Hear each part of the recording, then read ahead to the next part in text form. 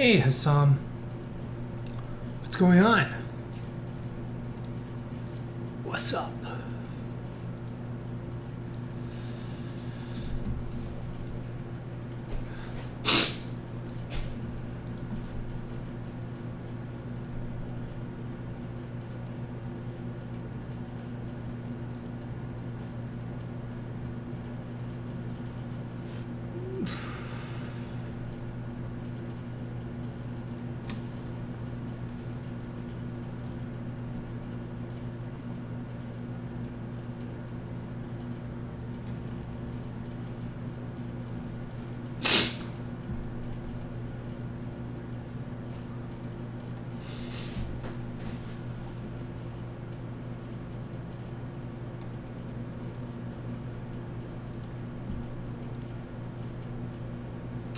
Buon salve.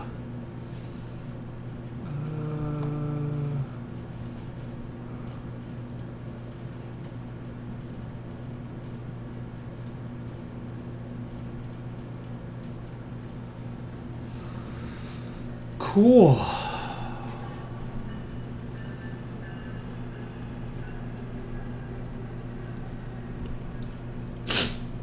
Macronaut.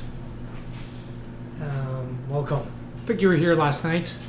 Had an interesting conversation with one of the regular viewers. And you know, I got Ed Riofer. I was talking about how I think a lot of the puzzles aren't quite living up to his expectations, which is fair, you know. But I think Ed's a very puzzle oriented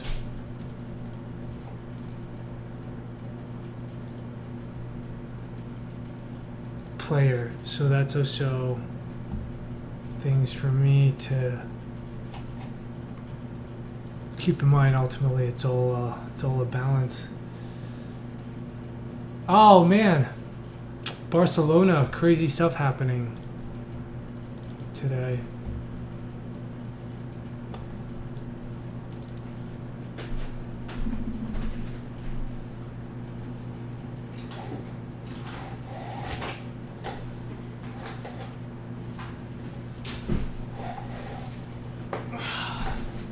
It's too bright out.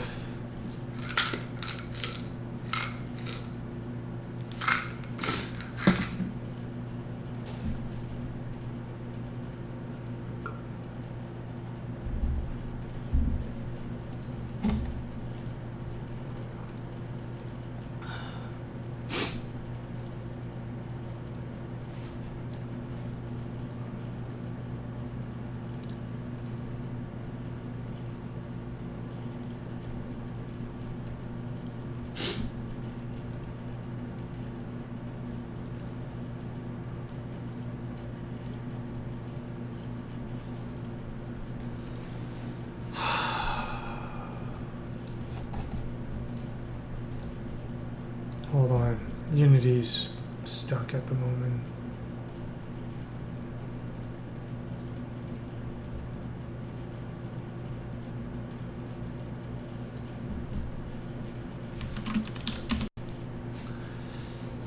But yeah, games is hard.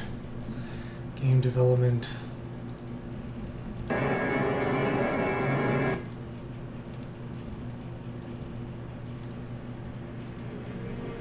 Oh, that's right. I forgot to do that.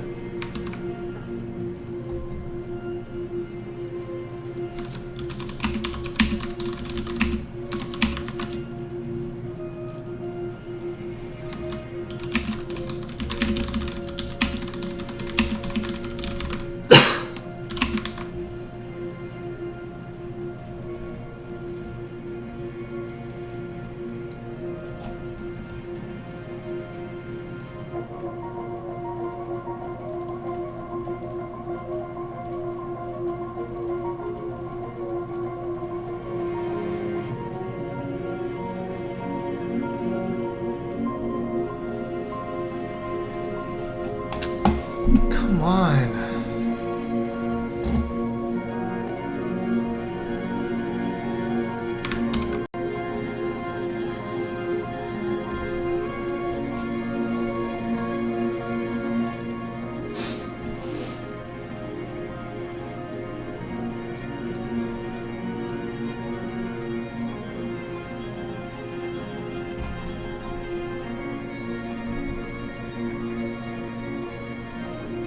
Hey, Gruz.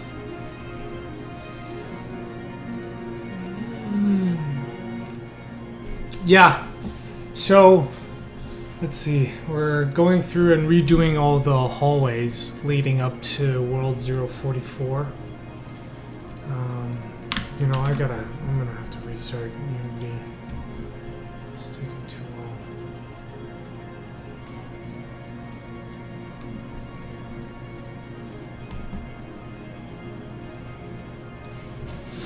And then we'll go back to doing the puzzles.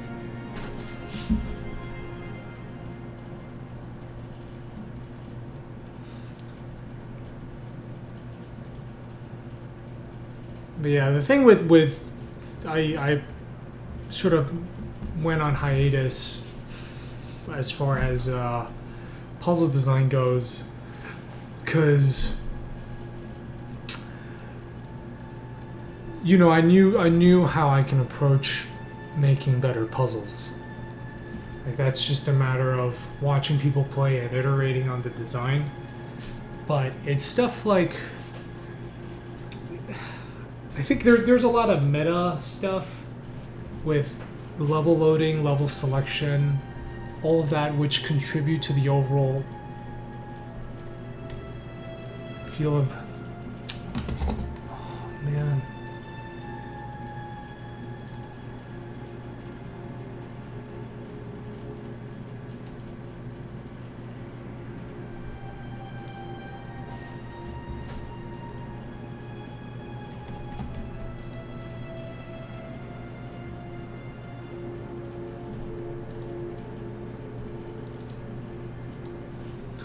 I hate it when this happens.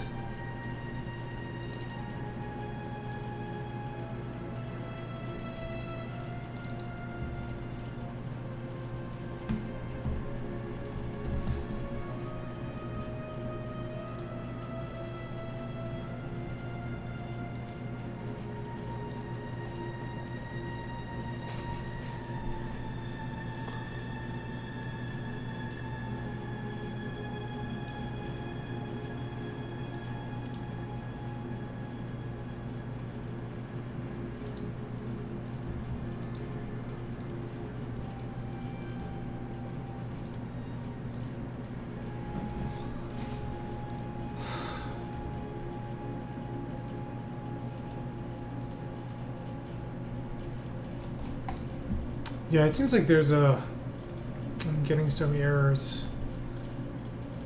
And it's basically causing Unity to freak out.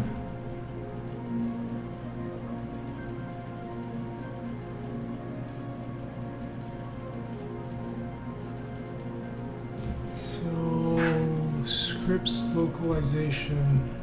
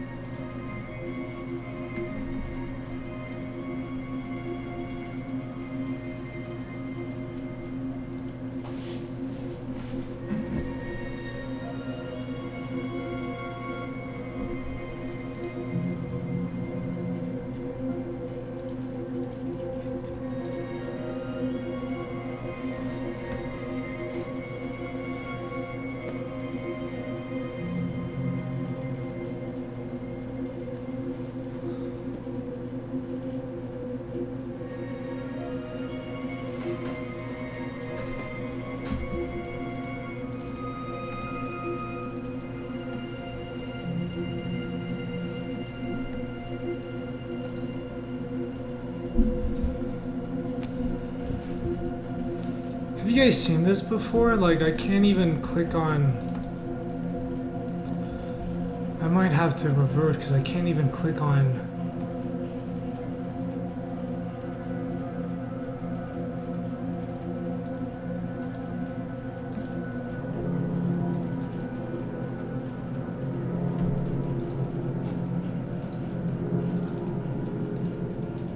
Like, my Unity editor is just sort of broken. This is frustrating.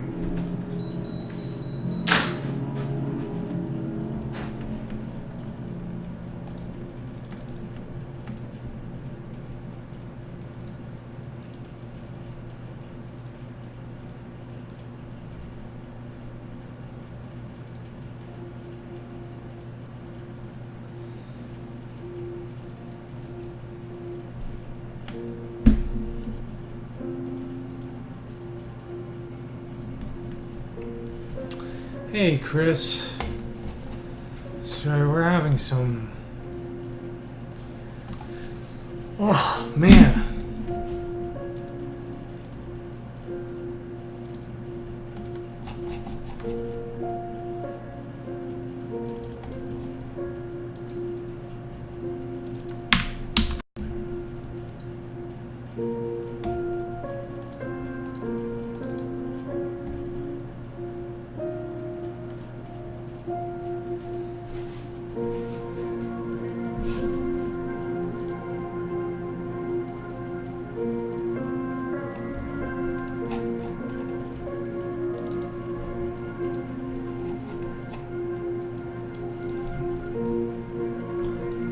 Like, I can't even run Unity.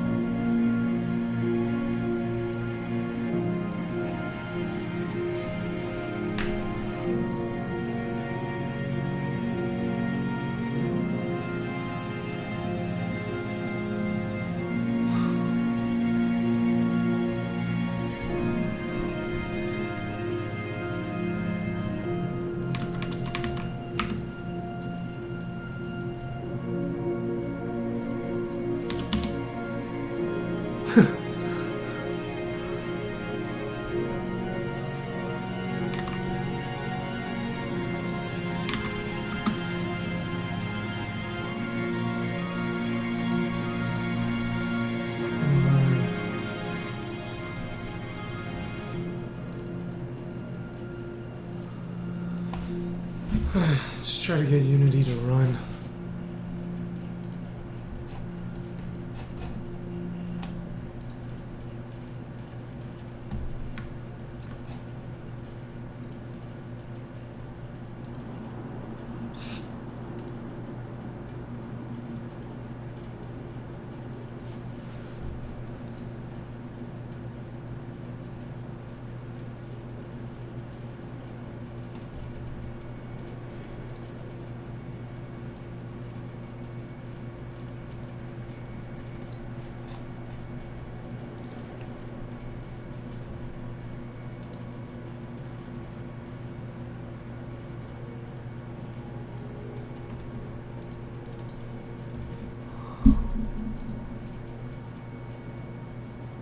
Yeah.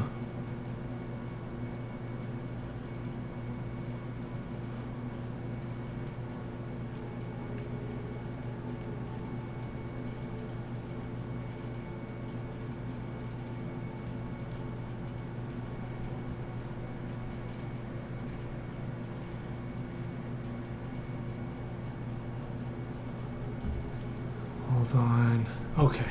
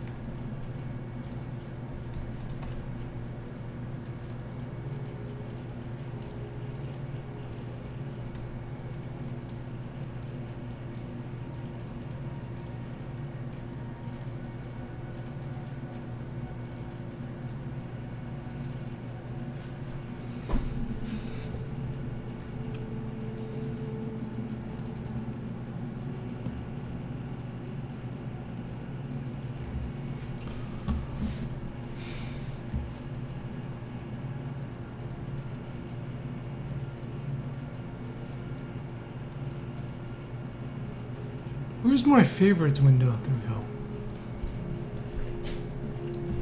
Alright. Here we go.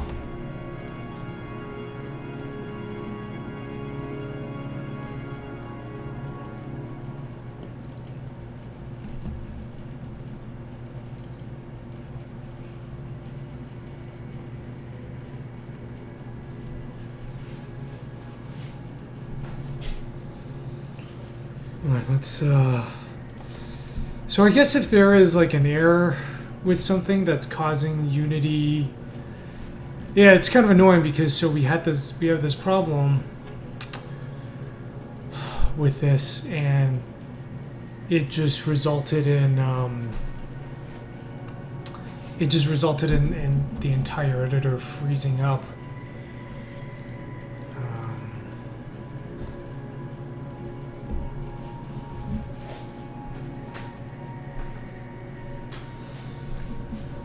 But yes, hello, Grooze.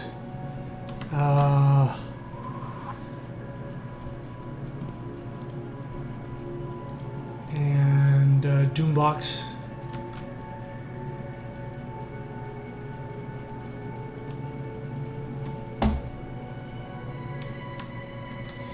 Yeah, I need to. So some of the feedback I've been getting lately is that the. Do you think I should...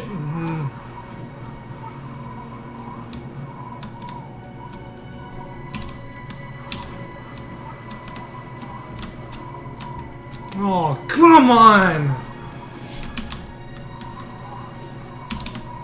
I can no-clip now.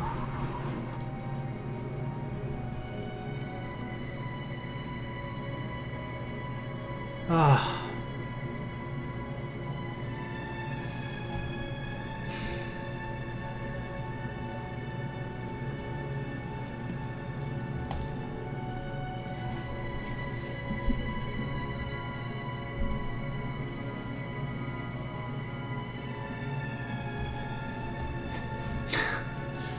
Everything is broken. This game is taking way too long. I am stuck in a prison that I have constructed for myself.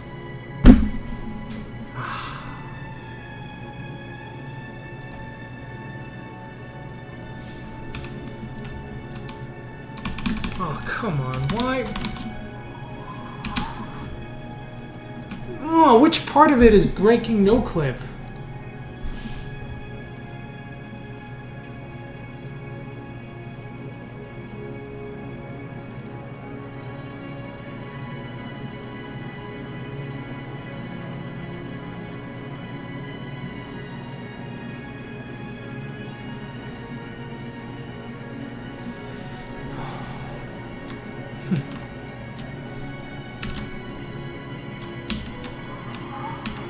Yeah, I can't work without no clip.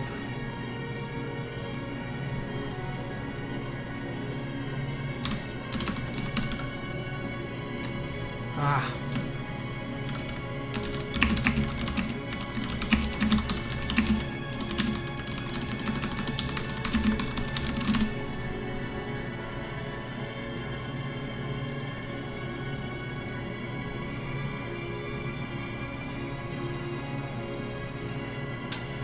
Yeah, I'm gonna have to...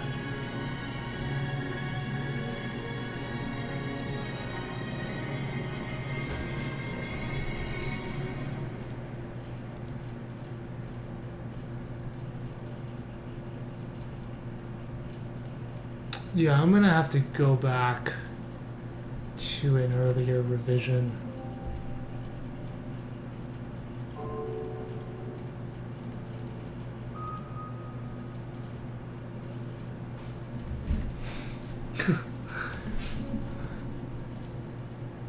We'll get there, we'll get there.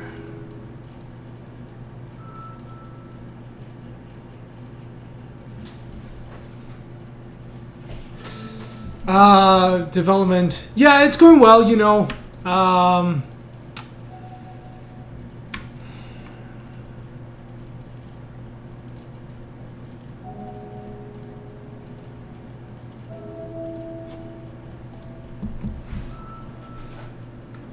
Yeah, one step forward, two steps back kind of thing. And yeah, I think, you know, the other thing is it's just...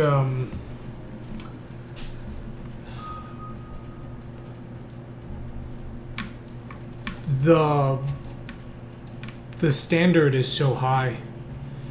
I'm putting the texture on hold for now. You know, I still like it because you know, when I look at this image, I really do. Yeah, like that does look more interesting to me. The only problem is it's happening along sort of where the meshes meet. Like that's because there's like a block here, so that's not so great. It'd be better if that wasn't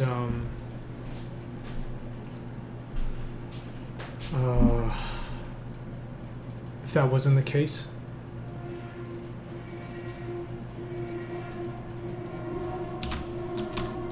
Okay, yeah. Looks like alright, I'm gonna stay back a bit.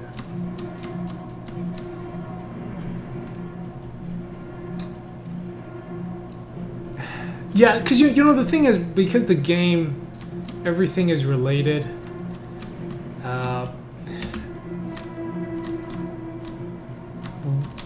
It's hard to see the kind of everything coming together until the end. I think there should be stairs here.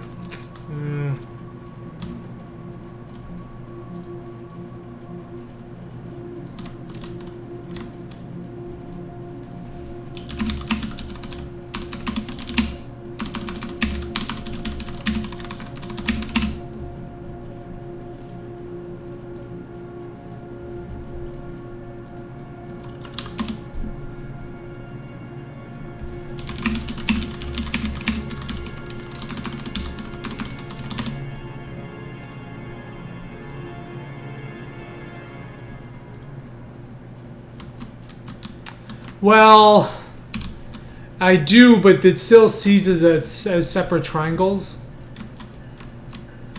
I need to bake a cherry and raspberry pie this weekend. But anyway, I think I gotta stay focused. I think tonight I'm gonna do like a big picture production planning. So I need to... Today is Thursday. Tomorrow I need to reach out to musician and sound designer because we need to get started on that. I met up with another... I had a bunch of really interesting meetings yesterday. Hey, Mike. Yeah, so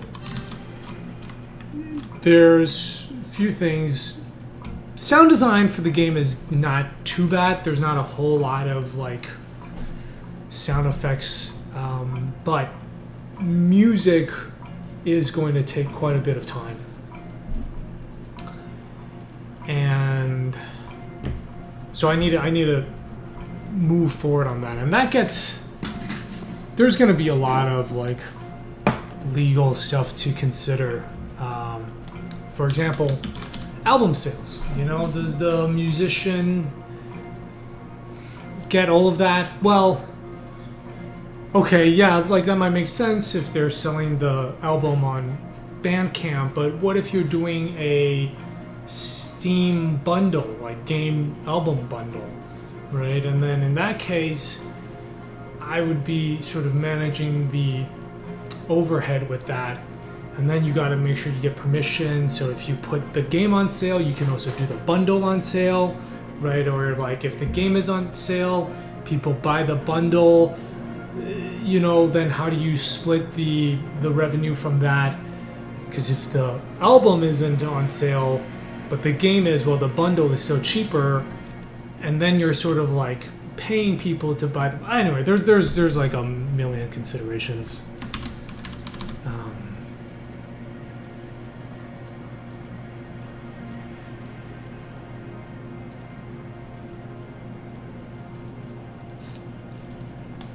So, so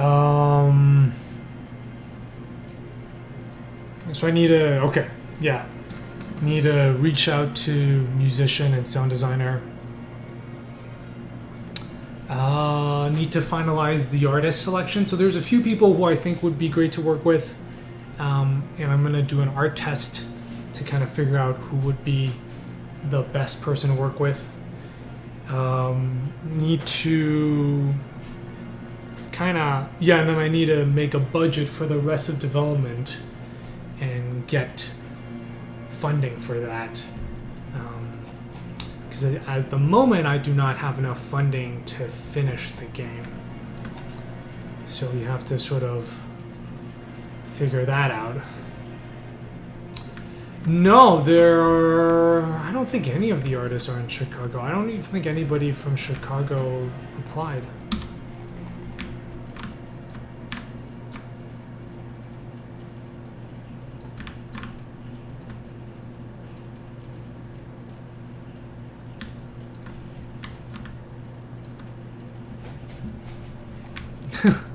Did I get Hans Zimmer? Yeah, I promised him all of the profits for the game, perpetuity. It's actually Hans Zimmer presents Manifold Garden. I'm not actually even allowed. I'm not even supposed to be streaming. It's his game.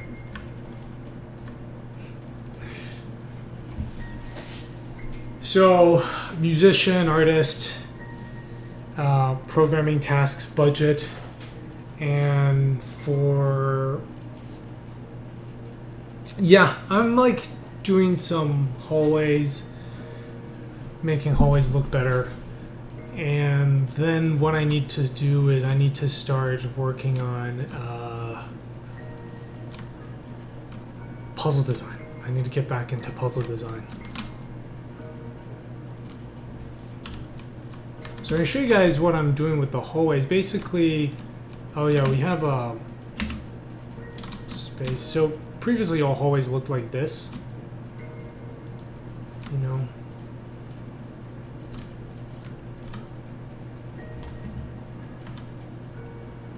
And what I've done here is these ones now, it goes up this set of stairs. Which I know this part looks very antechamber, but come up here.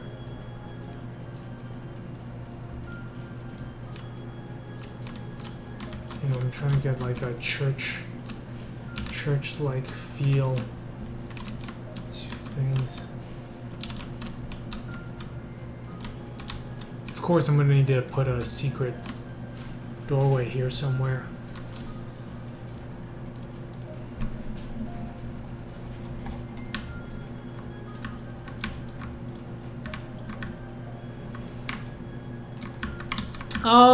Not really. They do If I really wanted to just hide level loading, I would just have you make like a bend in the hallway. What the stairs actually do is they give a sense of, like, there's one area, there's kind of a central hub that's connected to all the levels, and when you enter that from any level, what the stairs do is it makes you feel like you're going upstairs. Like, so it's always sort of this very, like, it doesn't matter what level you're in or what gravity orientation. In order to, once you find that, in order to go into that level, you just go upstairs, which I think is cool.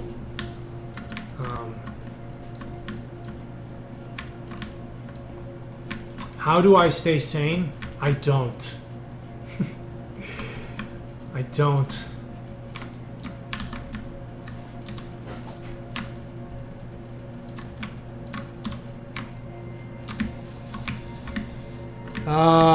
Just try to take it one step at a time, I guess. You know, meeting with playtesters help. Meeting with other developers, talking through things.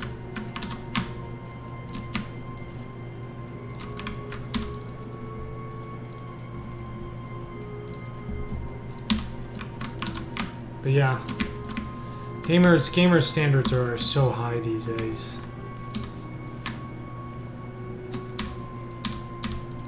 Because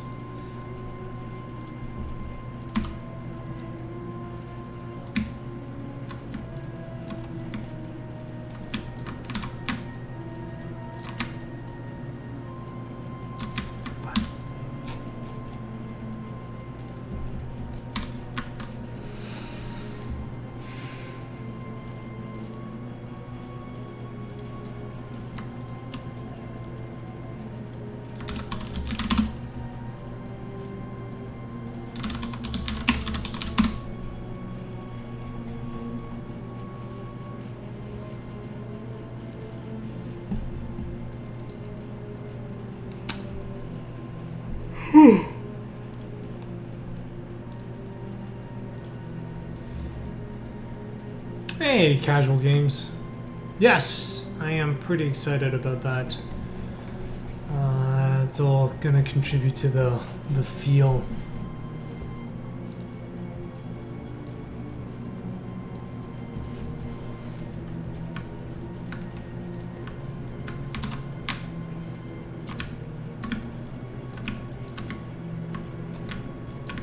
How do I stay focused? Well, I mean, my future and livelihood kind of depends on me finishing the game, so I gotta do that. The stakes are high.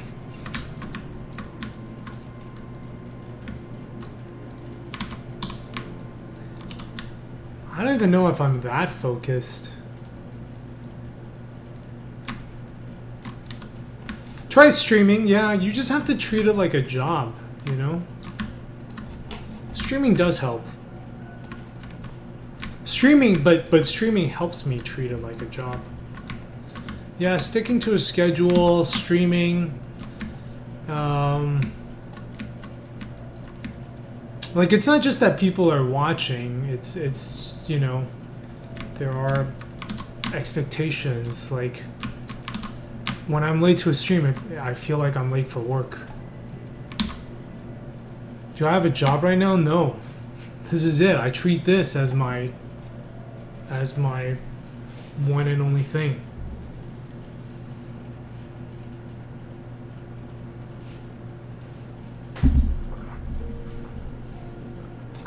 I guess I just, you know, I want to charge $20 for the game, and that seems like people really expect this quality product. You know, which obviously I want to deliver.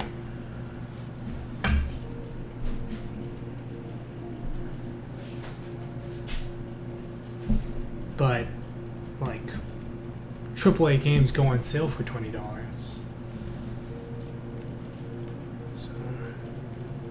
I don't know. It's just the standard's really high. Part of that is standard I've set for myself, but also just like expectations, and you just feel hard to meet.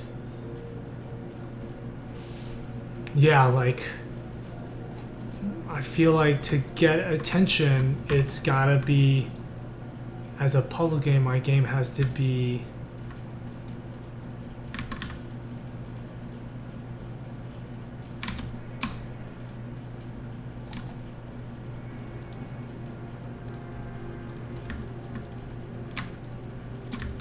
a really, really good puzzle game. And then there are some great games in this genre. Portal, Witness, Braid, Antechamber, Talus Principle, right? It's gotta be as good as those.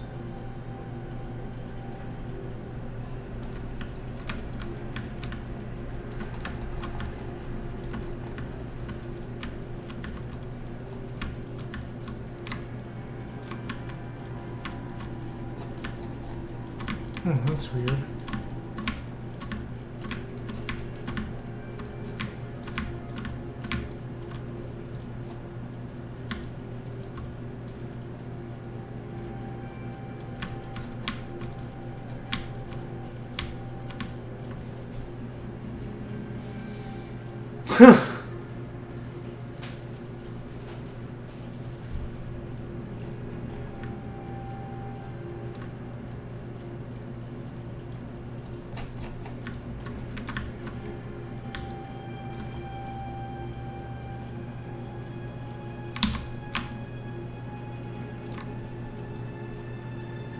Yeah, I'm not saying that it is, but I feel like that's like the bar you gotta work with.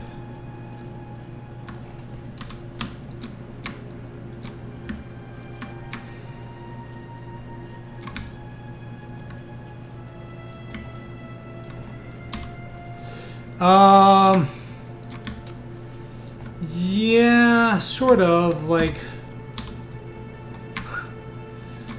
somebody wrote this script that like unlocks the camera a long time ago.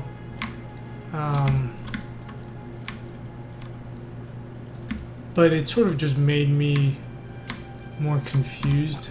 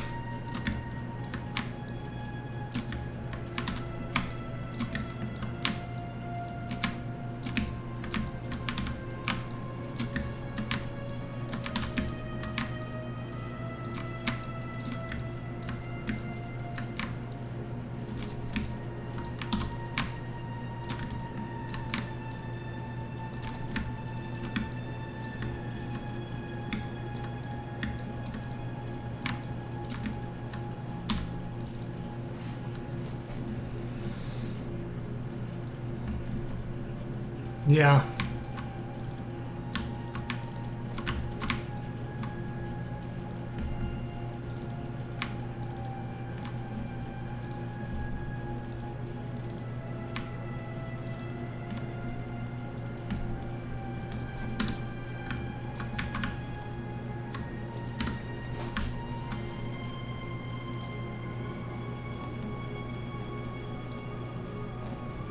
We'll see. I think streaming helps.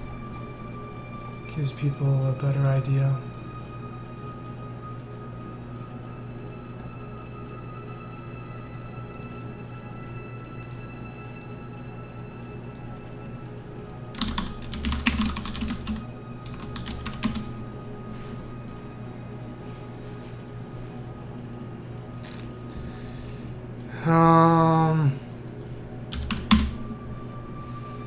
Yeah, I mean it's a situation's a little more complicated than that. I don't think anything is simple.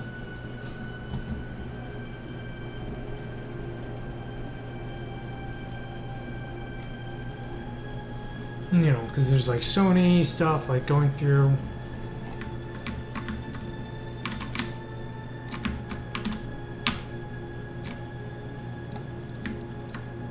Anyway, okay, so yeah, I'm getting a lot of inspiration from cathedrals here.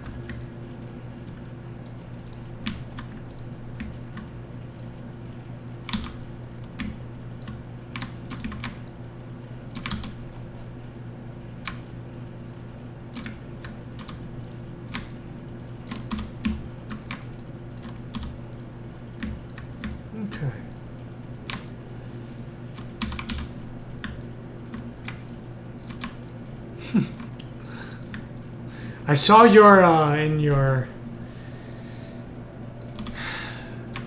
your suggestions.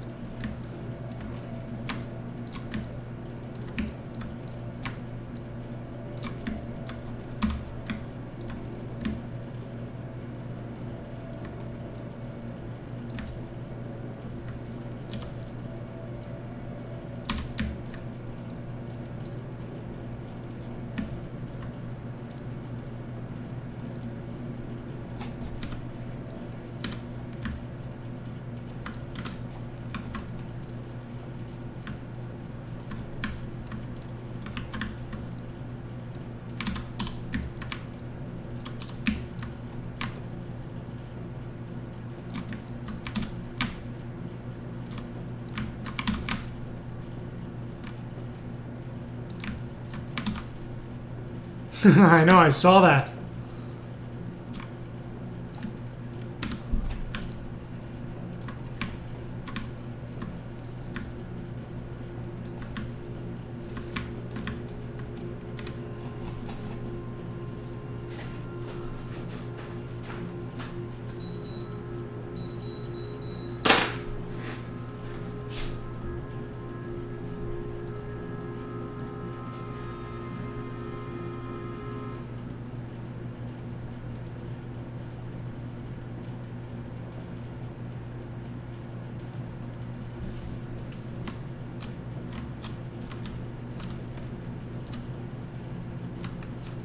Yeah, this one doesn't have windows, but I think it should.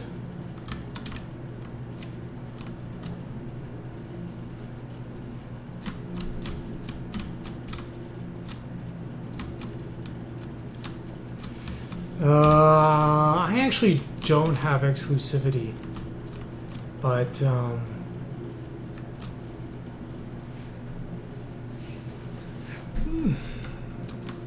but yeah.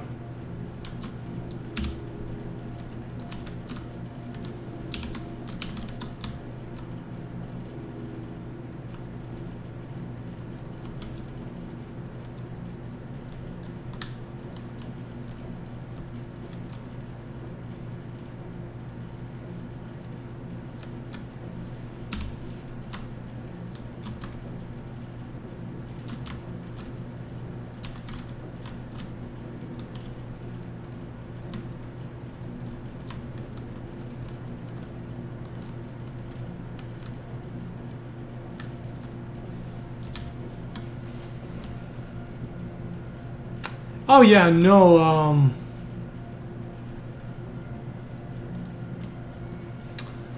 yeah, I haven't talked too much about console stuff, mostly because it's I've got my hands full as it is just working on one game here.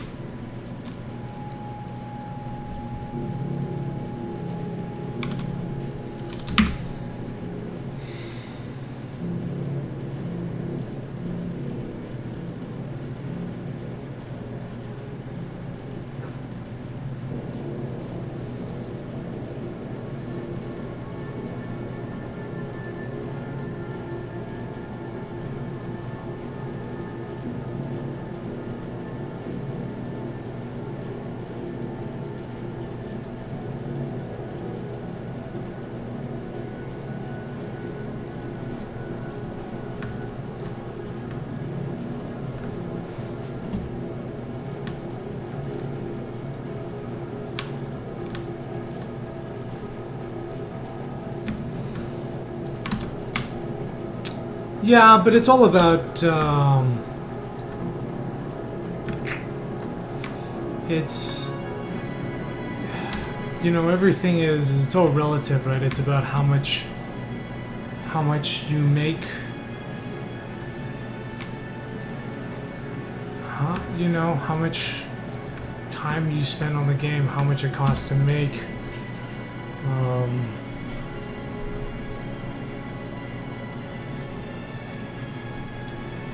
Like, without factoring all of that and just looking at revenue, that's not...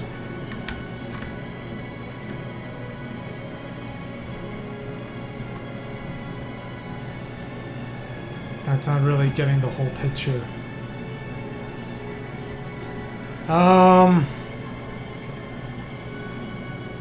Yeah, I mean, it's been 5 years. So... It's not the regular client anymore.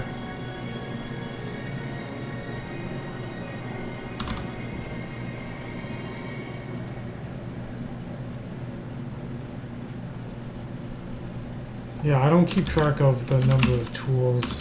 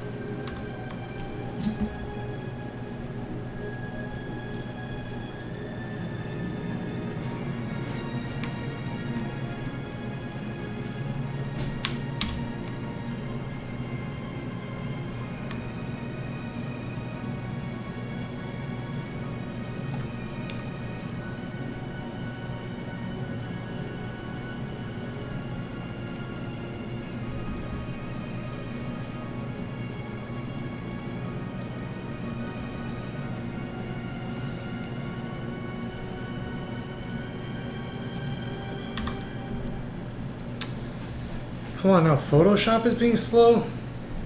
Ugh. Alright, time to sit down.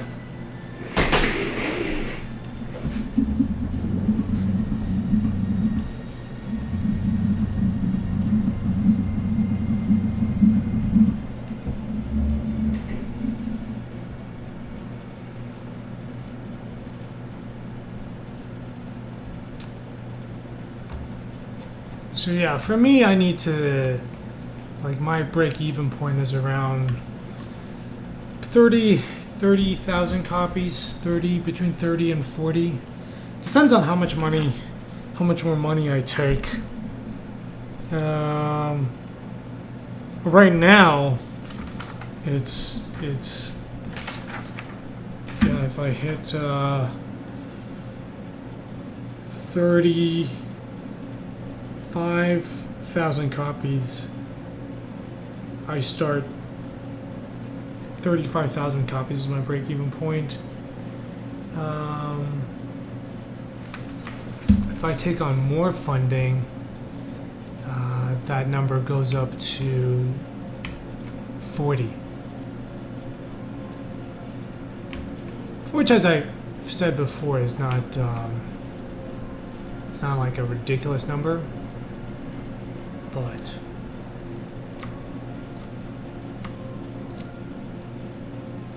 yeah, you don't get handed that number anymore these days.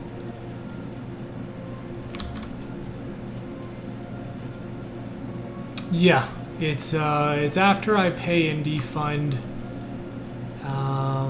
after the store cut. It is assuming that I sell at full price, and kind of my own expenses over the years.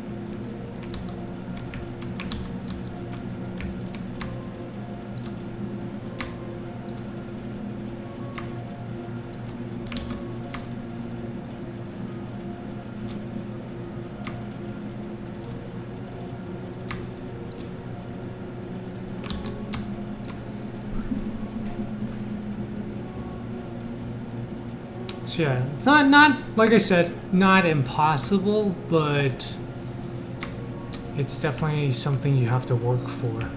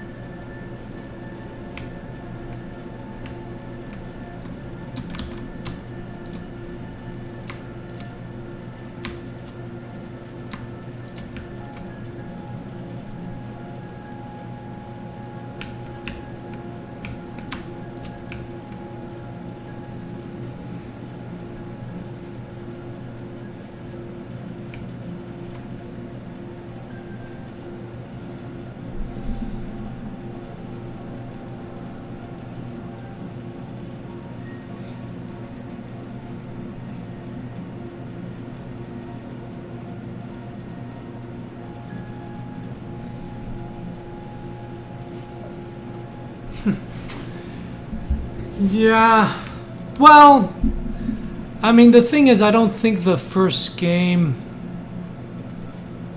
thing is as relevant.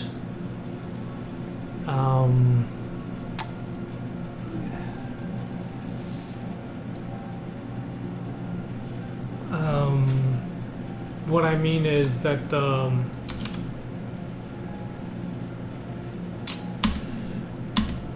the first game categorization is not as relevant as some of the other categorizations.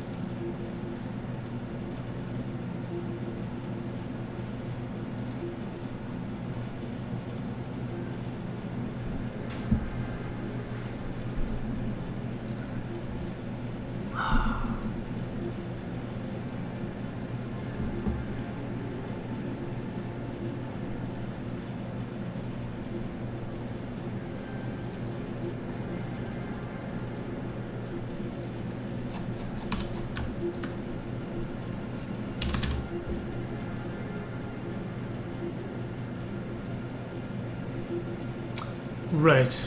Yeah. So. Yeah. I don't. And it's just hard to gauge. Like I don't. I think it's so far from my observations. It seems to be like if you're not getting a whole lot of traction, then maybe you do 5,000 copies and just sort of fade away.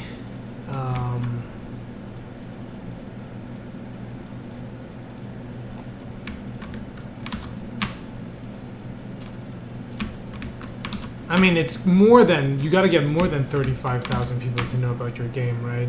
You need much more than that.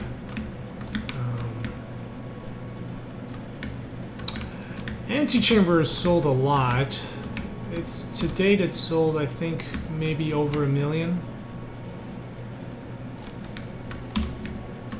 But you know, that game came out different time.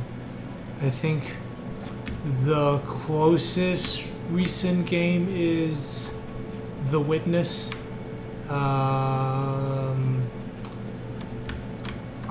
It's been in some bundles, but I think maybe excluding bundles, it's like 500,000 copies. And you know, that was like $40, but it was Jonathan Blow, and it was a huge game. So, and he made Braid, but so it's hard to like draw conclusions from such data.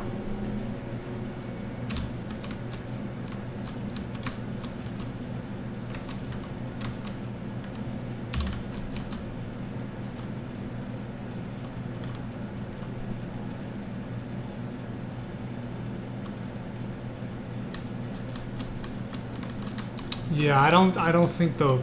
Yeah, it's like, yeah, it's a first-person puzzle game. So I guess it shows that there are people interested in first-person puzzle games.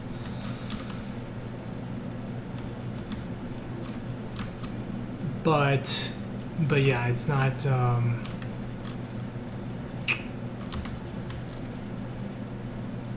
Yeah, I have neither the clout, the history, the experience, the team size, nor the money that John had.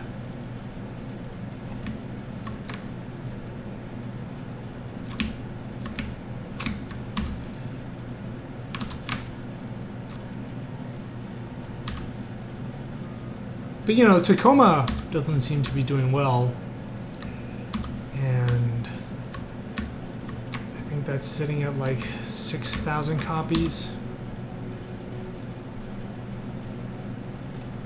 I have the glasses. Yeah, I don't know how big that will how big of an impact that will make in terms of sales. So yeah, honestly, I don't know. I have no idea. But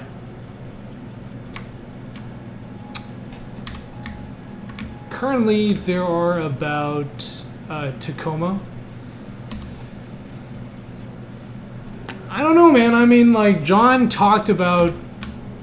said Steven's Sausage Roll is the greatest game ever made.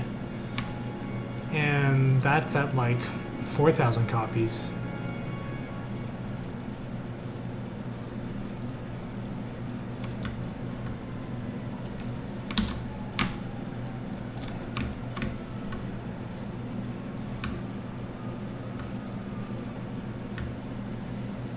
It's post-indie apocalypse. Yeah, so I mean, the question I have to ask myself is, okay. I mean, you can spend all day looking at data from other games and making projections and trying to draw conclusions, but ultimately, I'm not sure how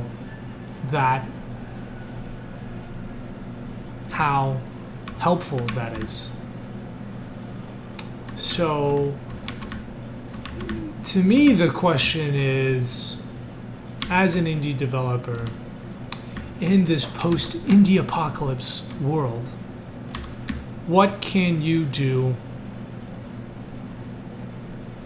to give yourself the best chance?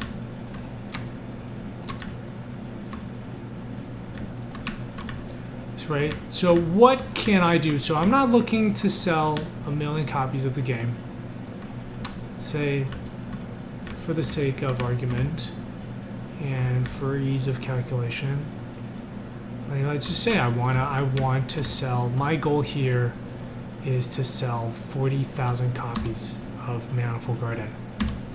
I think the better question is what can I do to make that happen?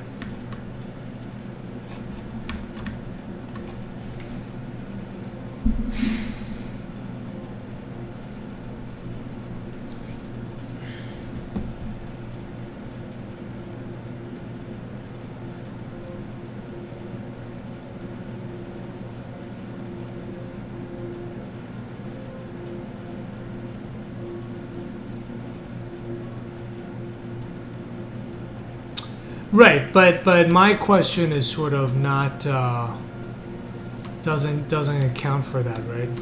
Like,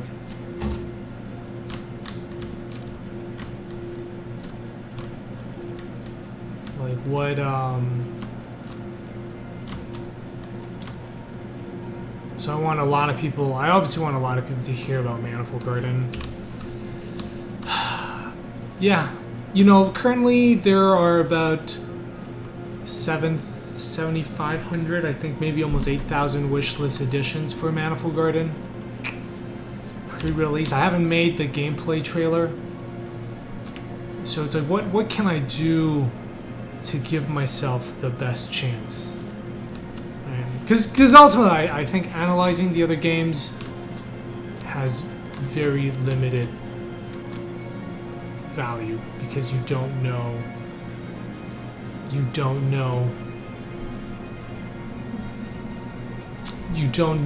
what their situation was or what they were thinking.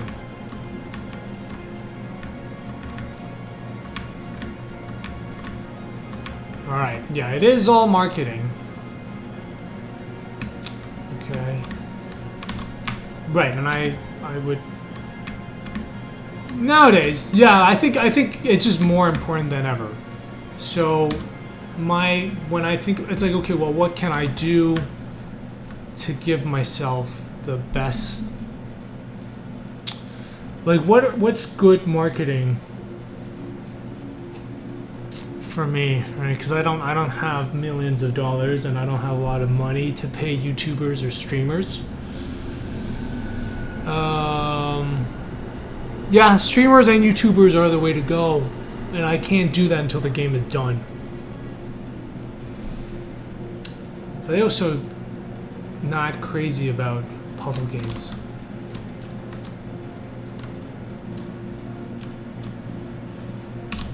Yeah.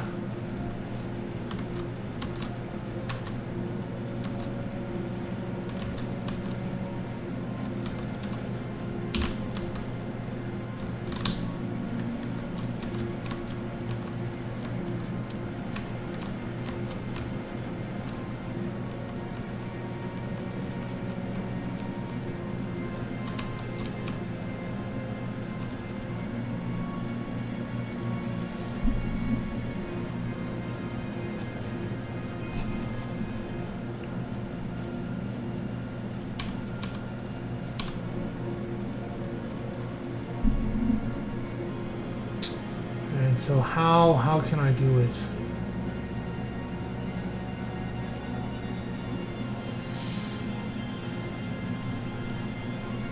I think my biggest challenge is communicating what the game is and why it's fun. Do I have a lot of magazines in contact? Yeah. I mean, the game has been, you know, the game's been in a lot of press.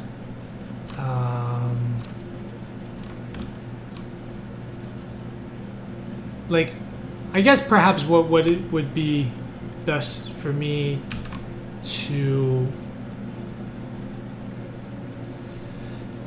talk about is what are the game's strengths and weaknesses, and just play my cards accordingly.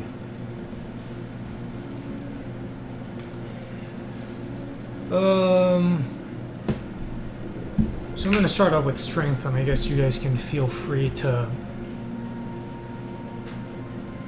fill in the gap if I miss anything. So I think the game does have a unique look, at least as far as things that are currently in development. So no game looks like this, which is good.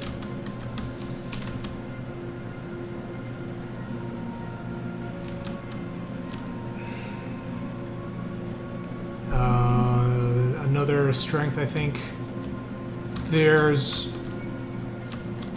an audience for first-person puzzle games, and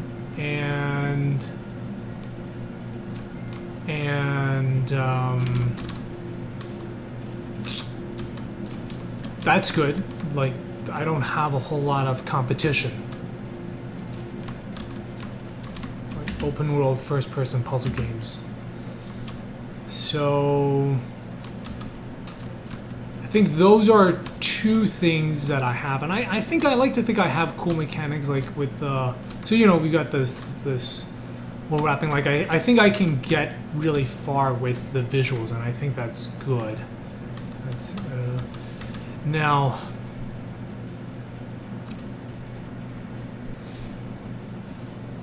My visuals are my strongest, yes. I have some puzzles. There's still a lot that needs to get refined.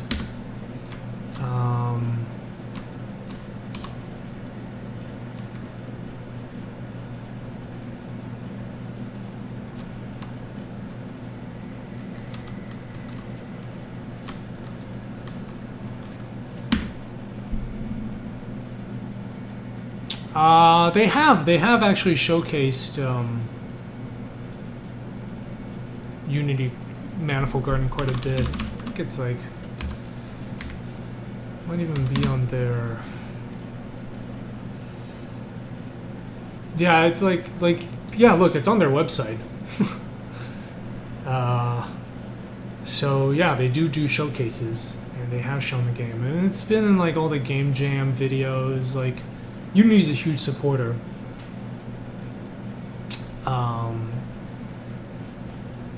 You know, I have gotten quite a bit of press over the years, right? Polygon, like Curved. You know, it's been in Qatar. Like, it's been on these sites. When you Google Indie Games 2017, Manifold Garden shows up. Number 7. And these is all excellent company, right? Cuphead, Rhyme, Pyre, Night in the Woods, Absolver, Strafe. Like, to be honest, I'm actually surprised Manifold Garden's here, but and this kind of high up on the list. So I think I have an okay, not a bad social media presence, you know, between the streaming and Twitter, and yeah, it's like about 8,000 wishlist editions on Steam. Well, the game is not available for purchase. So what I think is, so that's like the situation, right? But I think in terms of weaknesses, well, it's a first-person puzzle game, which is not very YouTuber, streamer friendly. And it's hard to, like a lot of people, right? I think Mike Hive was saying Mike only knows the game from Twitter screenshots, but has no idea what the game is about. And I think like I gave a GDC talk, and I got some pretty good feedback from this. Actually, a lot of people came to the game from the talk, and I think there was a lot of feedback that was like, this is a weird comment.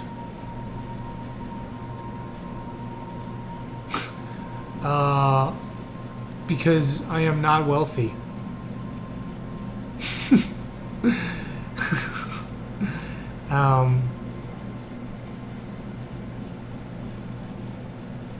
Where is this? There was a very insightful comment.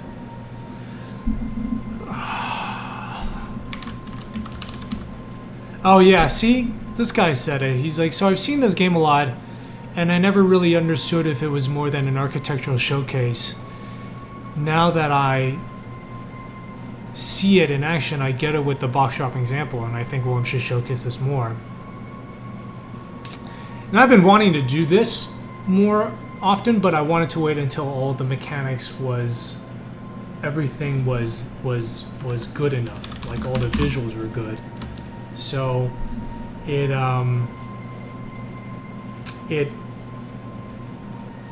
I think I need to start.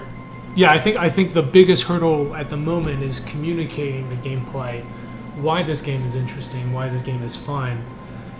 And, you know, I don't think everyone's going to watch a 40-minute talk. So I think it's going to have to be, you know, I'm going to have to, the trailer is going to have to do a lot of that work, right? I need a 1-minute trailer that conveys that. So but I think I've got, yeah, like I've kind of done this very grassroots approach to building a fan base through the streaming and just kind of sharing development. And I think that's all good. Like, it's the thing with like devlog and streaming development, the open development stuff, is you can't really do it near the end. It's like if I were to start doing that stuff now, it'd be too late. You know, I'm trying to release in 6 months, right? All the stuff I'm doing now is like polished. It's not as interesting, but the devlog goes back to 2013, and that's so there's like a lot of really great stuff out there. I think in terms of content on the game.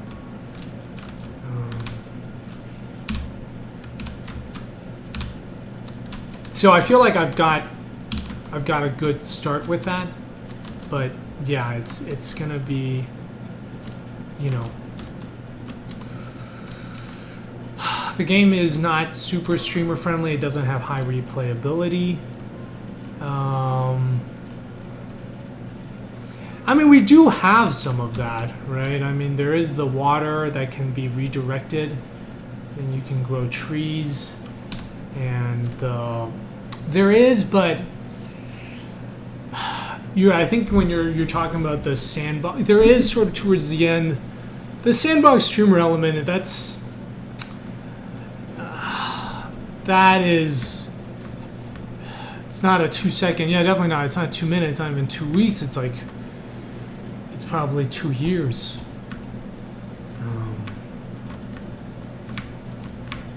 And I mean, the game does have some of that, but it's not.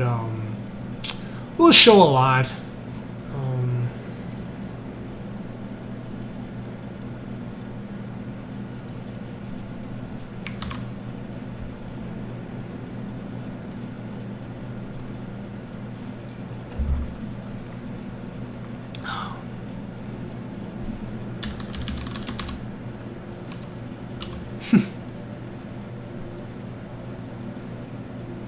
I mean, I'm just being realistic, right? Like, YouTubers, streamers, they like roguelites. I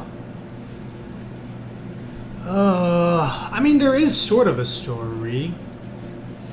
There's a narrative. It's not a story, I guess.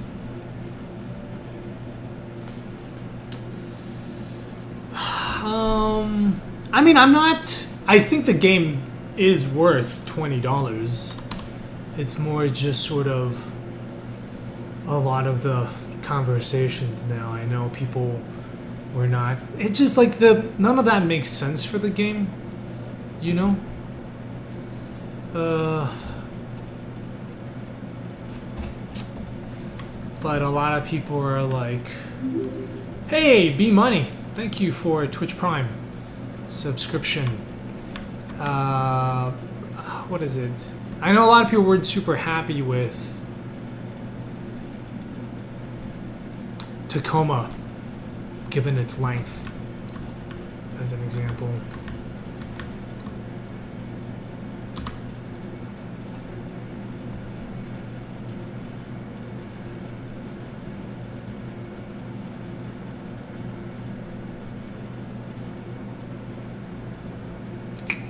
Yeah, I know. So that's.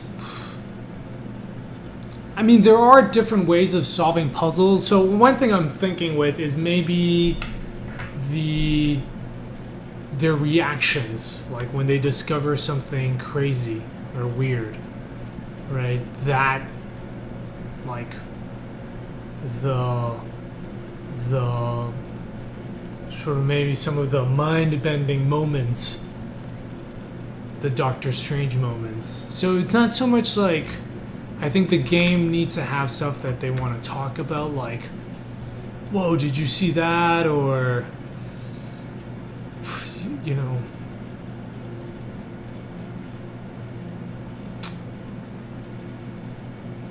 that kind of stuff.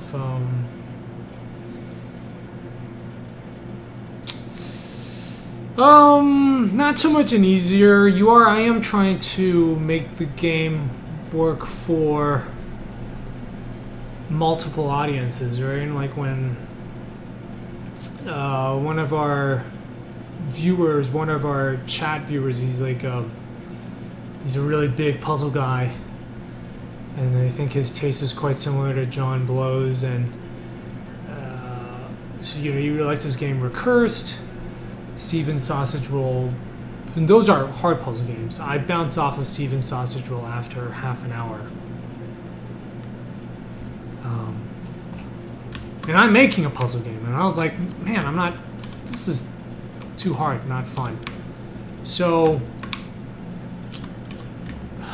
but you know, I do want some cool things that make those fans of that genre happy. Like, I don't. So yeah, so I don't want to make a super hardcore puzzle game, right? I don't play those games, and they don't sell very well. I also don't really like easy games, so I think it's like middle of the road. It kind of, the way, you know, the game is non-linear, so it sort of opens that up.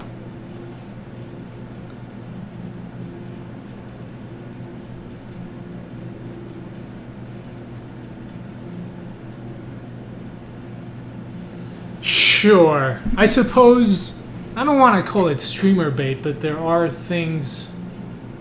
Am I? No, I'm not really. I don't really think too much about that. I don't. At the end of the day, I have no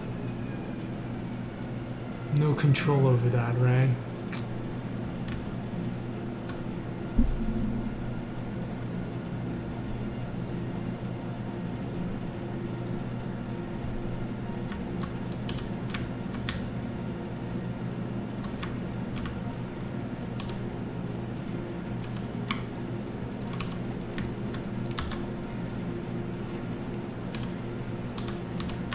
Sure, but I mean, when you start thinking in those terms, that gets kind of tricky. If you're like, if you're sacrificing the game, like, I think it's clear when you start shoving that stuff in, and then it becomes kind of disingenuous, and I think it's very easy to see that.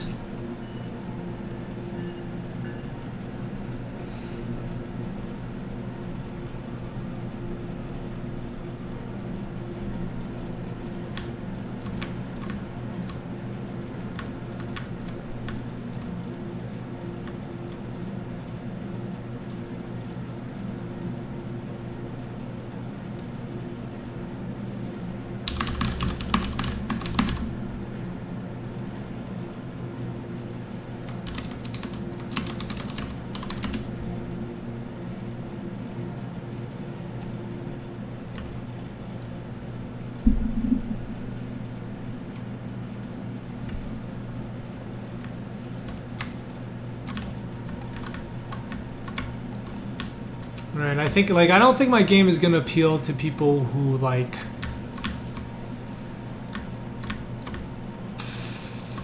I don't know, cluster truck.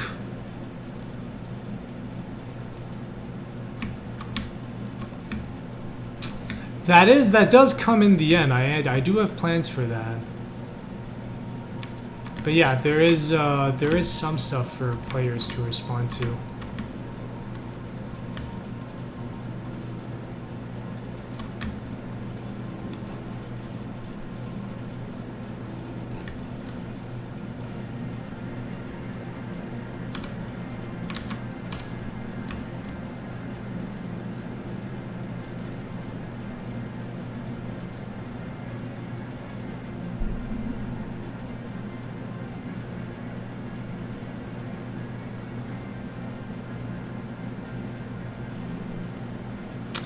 Right, which I think I've got.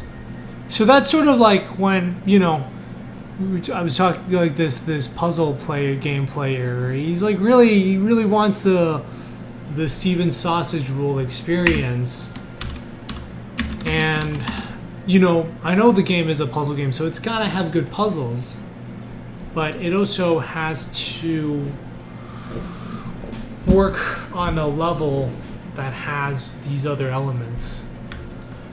Yeah. It's not.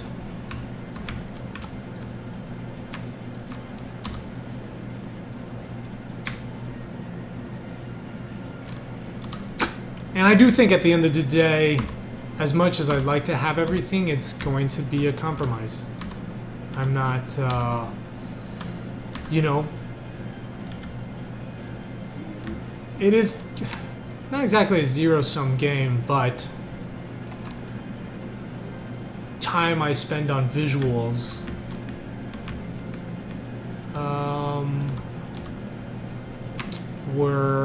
is time away from puzzles. You know, I liked some parts of the puzzles, right? But I did not enjoy all of them. Like, I mean, playing The Witness at times felt like doing homework. There were some really brilliantly designed puzzles, but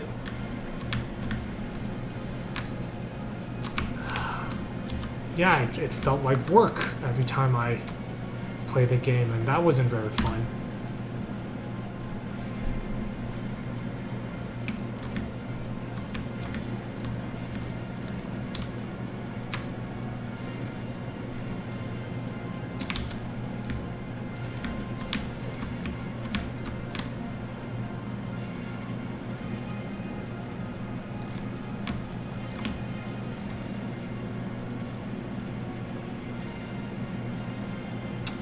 It is, yeah. I mean, which is why I'm still making something. I mean, I have an approach. Like, I've got the puzzles, but I'm sort of taking feedback from different places. Yeah, I mean, ultimately, at the end of the day, I am sort of like taking a, like, I have to sort of watch feedback. No, you can't die in the game. I have to sort of watch. I have to take into the account context of everyone's feedback, right? Like, you know, a hardcore puzzle fan, he might not be super happy with the game in the end, because maybe he thinks there's not enough puzzles or they're too easy. And it's like, well, you know,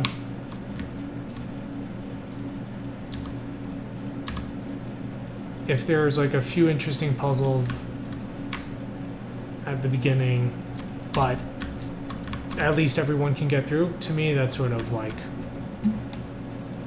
that's good enough.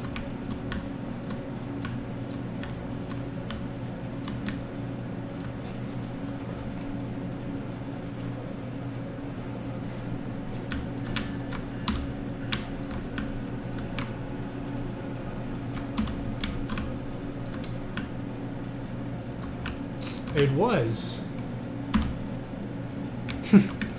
I mean, we gotta see. We'll see.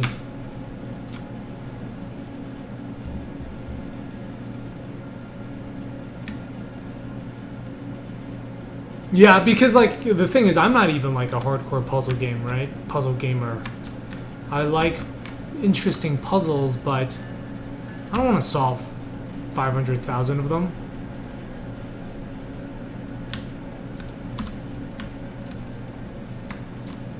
But at the same time, like the puzzle players, they're good for giving me feedback on the puzzles, right? Like, okay, so I that's what I mean. Like I look at, you know, I do pay attention to everybody's feedback, but I have to I do pay attention to, you know, the context. Yeah, and I people do, yeah, streamers, you know, I've been to TwitchCon and I've talked to streamers, and variety stream is the hardest, right? Because if they're streaming PlayerUnknown's Battlegrounds and they're bringing in, you know, if they're streaming like a game that people want to watch, then they're bringing in 5,000 viewers, well, they're making a lot more money. they switch to your game and that viewer drops to like 200. What's FNAF?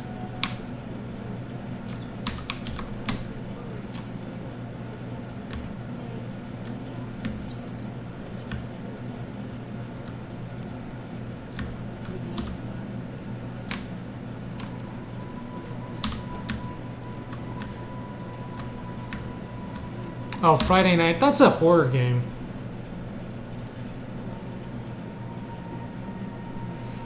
Yeah, it is going to be like that. It's not, nobody's going to be doing like weekly Manifold Garden runs.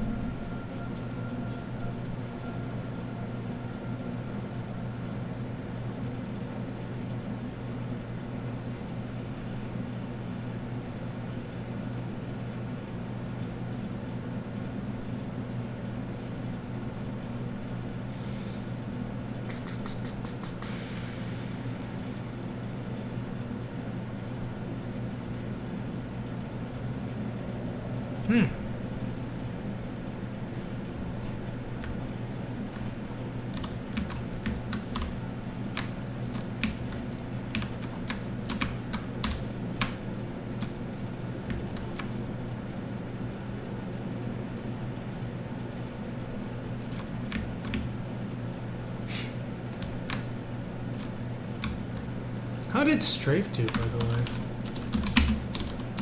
I thought that game did really well.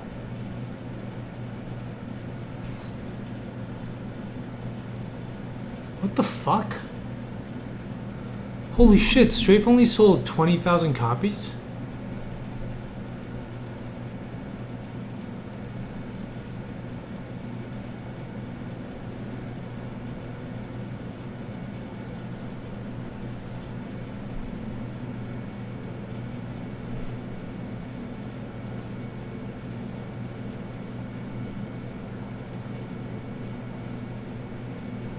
Wow, he has 10,000 subscribers.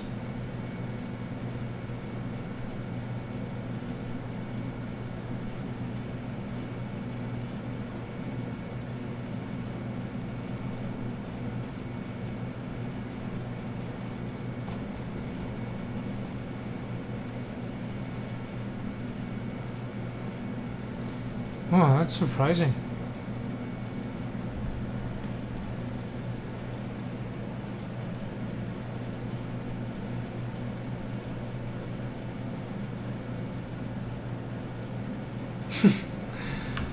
Yeah, it sounds like it.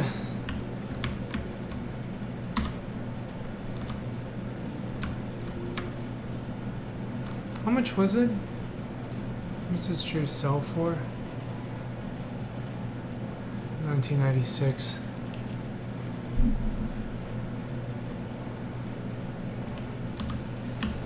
Still though, with all that much marketing and it's only sitting at 20,000? Fuck.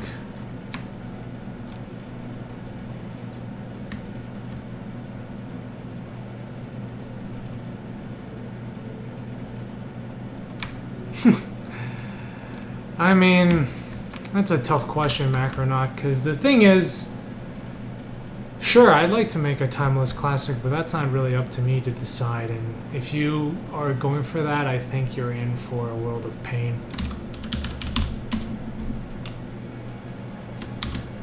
You know?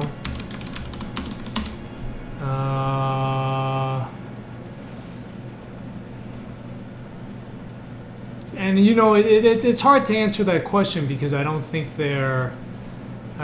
it's mutually exclusive, right? I mean, obviously, what I want is for the game to be financially successful and to have it be memorable and have it be great and have all these people play it and like it. So,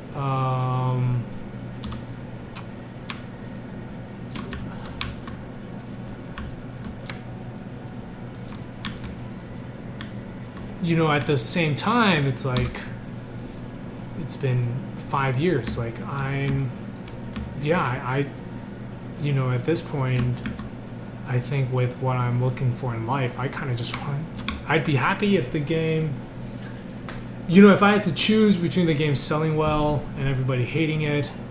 No Man's Sky is not a good example because they got harassed, and I wouldn't want that. I would not want to have to go through, like, doesn't matter how much money, right? I don't want people sending death threats to my family. I am trying to build a game version of Blame's Mega Structure. That is a big part.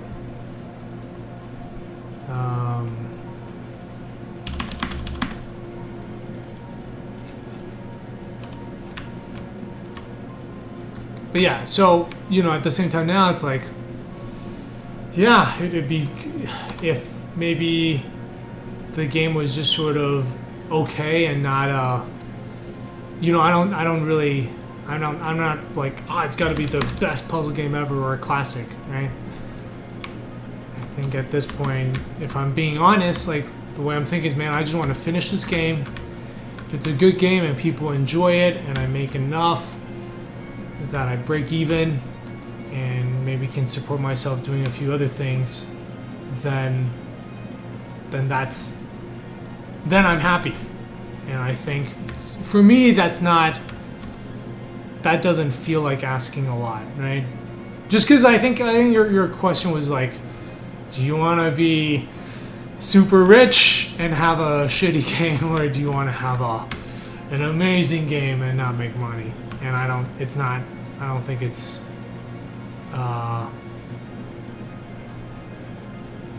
quite like that.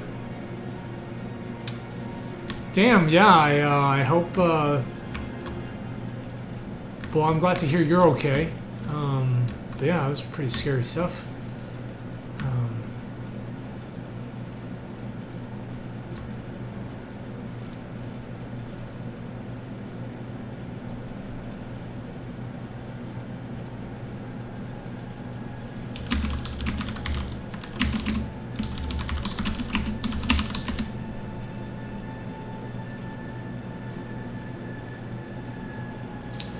Yeah, it depends on the game's financial success.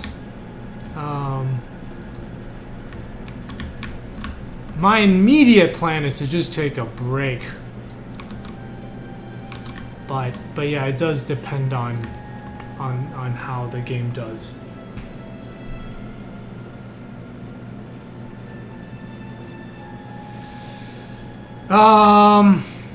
Honestly, the thing is, I don't think it's possible for me to go that extra mile. Because I am on the extra mile right now, right? It's like...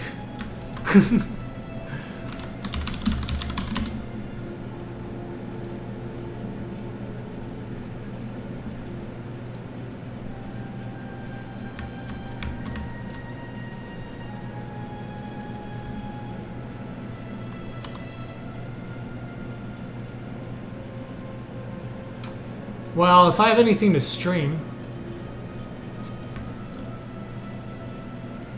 But yeah, I just don't know if I can, Shrewsbury, welcome.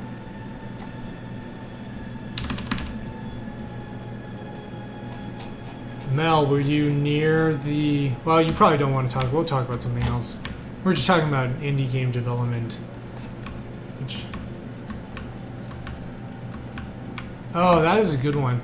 I know, but the pushing, that is a great talk. But, like, I've already spent 5 years on this game, right? And I think... I don't think I can... I don't think I'll walk away being like...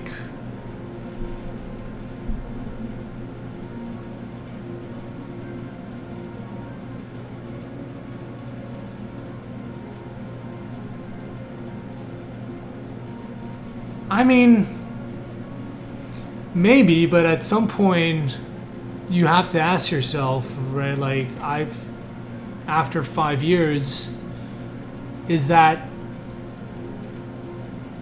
it's not even, is that worth it? It's like, is that really what you want?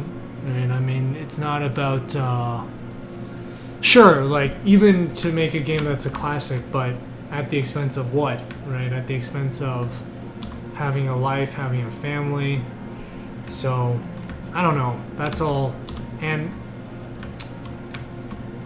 at the end of the day, for entertainment, for art, I read this quote from Stephen King, and he said he got this desk. I think it's just unreasonable, right? Like,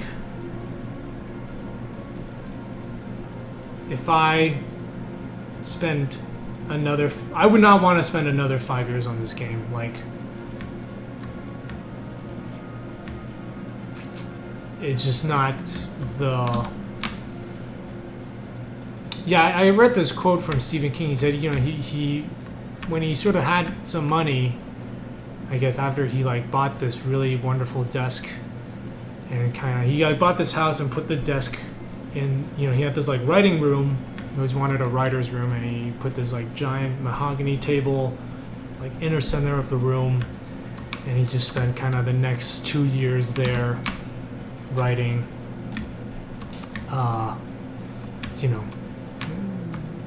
his dream of having this writing room. And at the end of the day, he realized that it wasn't worth it, right? And what he did was he turned it into a family room. So it's like the kids play in the middle, and his desk is off to the side. And he said, life is not in service of art. Art is in service of life. And, it's like, okay, sure, maybe I want to go the extra mile. I spend the next 5 years of my life making this game, and it comes out and it's just like everybody's like, holy shit, it's the best puzzle game ever. Yeah, I'll be 35. I won't have a life. Like, to me that's like not appealing. Like, I don't care about having the best puzzle game. I want to make a great game with this, but yeah, like, I want to spend time with friends and family, and I want to learn French and go travel, which is all stuff I can't do as I continue to work on this game. And so, yeah, and I think I didn't always feel that way. I think when I started the project, I was like, fucking this game 100% all day, every day. And I was like, and I feel like if I ship, in the next 6 months or so,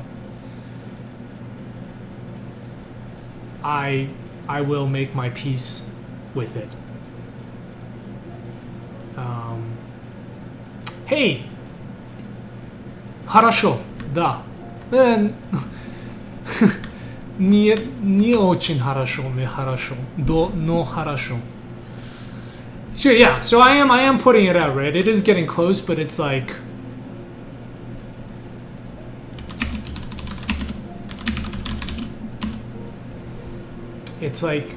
what I can do in the next 5 months is not going to be perfect. But yeah, I gave it my all, and I think I'll be happy with that. And I can go and do other things with my life. So I'm right, and all that is right. I'm not, and that is not to say I'm putting out crap. Right, this is still. I mean, I could have shipped the game 2 years ago, 3 years ago.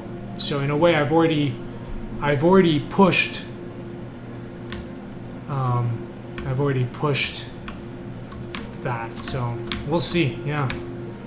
But all of this is it's just so sort of like in the watching all that indie apocalypse stuff. You see that.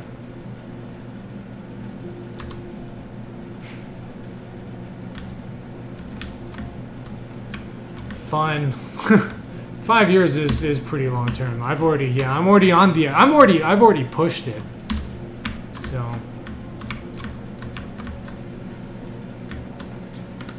yeah.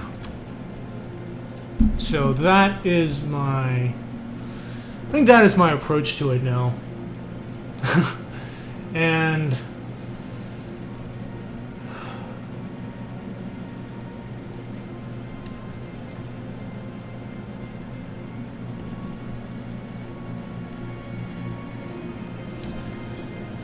Kapusta, how you doing? Yeah, you know, I want to learn Russian. I want to spend time learning Russian. You know, after I... Oh. Okay, that is a really cool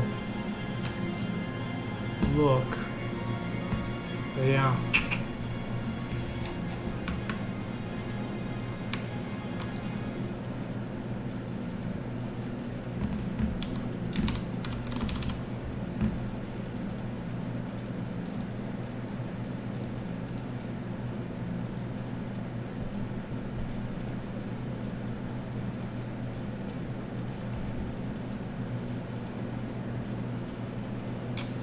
Well, I would return to it, but I would not make a game on my own.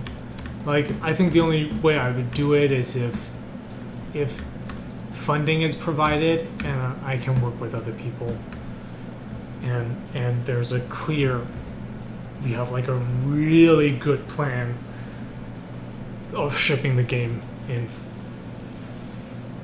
2 years. Like, I would not want to be risking putting in as much risk as this, and I probably would not put as much at stake. Like, I don't know, I feel like I kind of made a sort of a new mistake of wanting this game to be like everything I wanted in the game, which I think is good, but I think that's probably not the like healthiest attitude or mentality.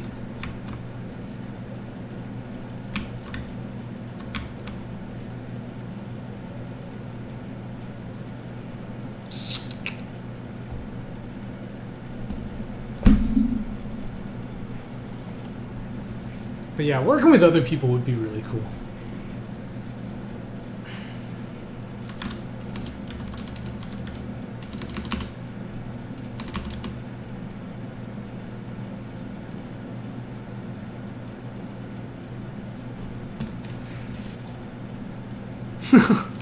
No,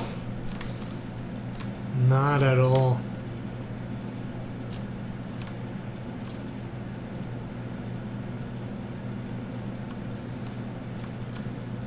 Huh.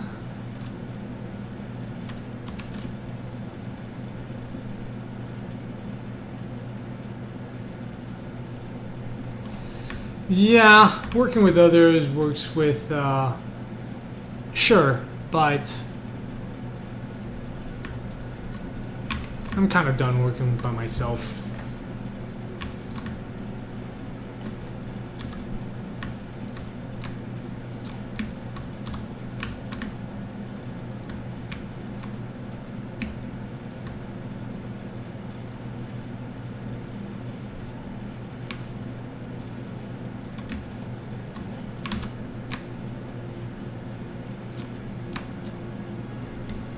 I'm also not super sure that it's possible, or it's not possible, it's much harder to compete in the current market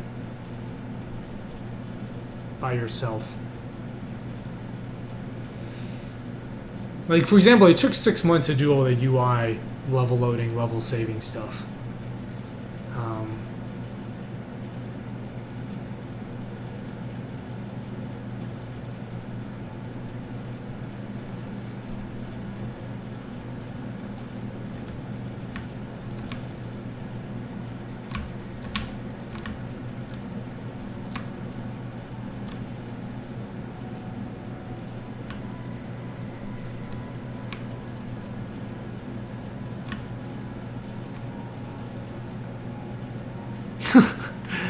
I wasn't gonna have people work for free.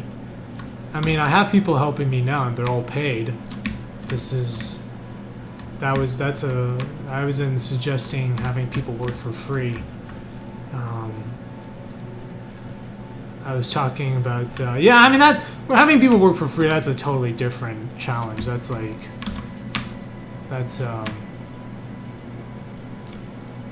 Yeah, I don't think that ever works.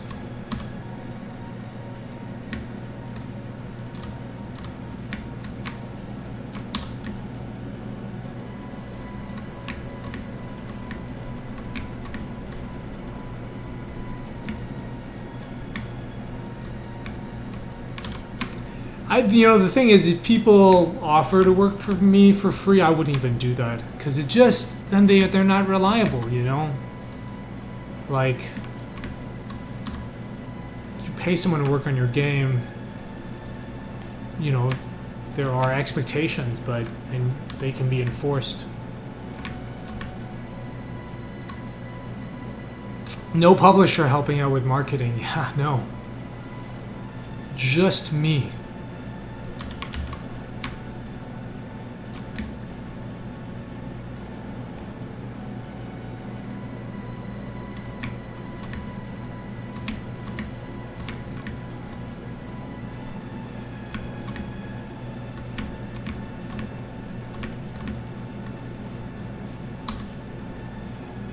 I did have 0 game dev experience.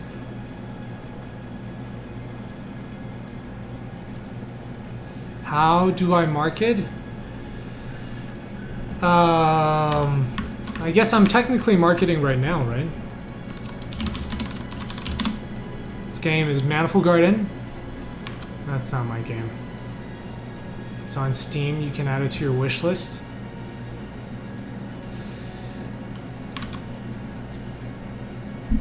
I did. I actually talked to one not too long ago, but they said no. I think it's because I'm quite late in the development of the project.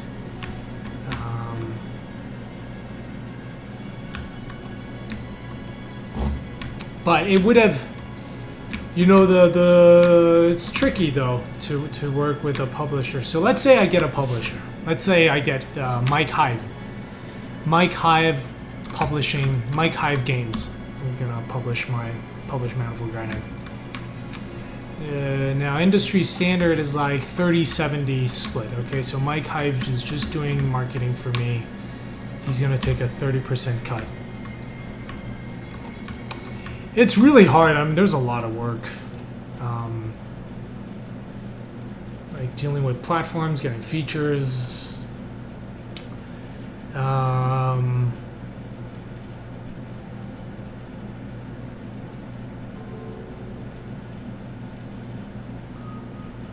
If I was just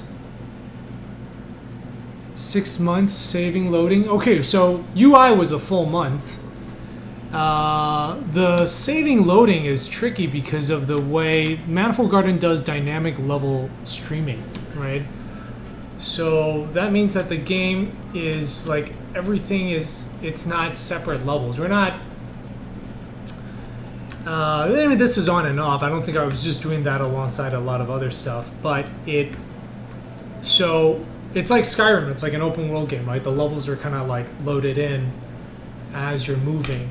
So, and things are getting unloaded. So how do you do saving with that? Because that's tricky. Like if you, like Grand Theft Auto doesn't, so the game is doing continuous saving, right? So that's similar to Skyrim. Like the state of every object is saved, except something that's different than Skyrim is you can do something in one area and have it affect something else in another area. Yeah, it's like I've never done that before, and it turned out like very few games do open world dynamic level streaming and consistent saves, right? A lot of like the AAA third person open world games, they don't do consistent save. Right? Like if you kill someone, you come back. Well, you come back 5 minutes later, their body's gone. Like you can't even keep the same car in GTA. I don't know if you guys remember, there was like one mission in GTA 5. You steal this like pink car. It's like some celebrity's car, and I wanted to keep it, so I like drove very carefully. But the game wouldn't let me, right? Like at some point, that car just gets wiped. It's not. You can't just use the Unity scene management. Like that's not. This is like a bigger problem than that. Or let's say you want to do asynchronous level streaming, right? Unity only offers 4 options. It's like high priority, medium priority, low priority. That's not enough, right? The way we had to do it was you actually had to break down individual levels, and then like load it in over time so that there was no bump. So we had to like write that system. Now, that's used in Inside. Yeah, that doesn't come with the engine. So anyway, there's a tremendous, like, that's all stuff that I think people see. Is you see it done in AAA games, and that's what I thought. I was like, well, they all have, you know, open world and, you know, persistent saves. Like, how hard can it be? And it just turns out that's all. Sure, yeah, but you know, yeah, if you like know how to do it, then yeah, it's not hard. But yeah, you know, I did not know. And so figuring that out was all that was all new to me, and took time. And yeah, and again, it wasn't 6 months full time on that, but at the same time, you're constantly context switching, right? Like, you know how programmers complain that, you know, you ever see that thing where it's like, oh, you shouldn't have meetings with programmers because you see how much work they lose. Which I'm like, okay, so when am I supposed to have meetings with programmers? Apparently it's never. But you're going from programming to design to art to like business management to marketing, you know, then back to programming, and it's like you're doing shaders one day, you're doing level loading the next, then you're doing gameplay. So it's all like every time you switch between those tasks, you lose a tremendous amount of time, right? So that's why, like, whereas if you're working with a team, everybody can focus on one thing that they're good at. Like, they can do the thing that they're the most efficient at, that they're the best at, and that they enjoy doing. If you're by yourself, yeah, you can't do that.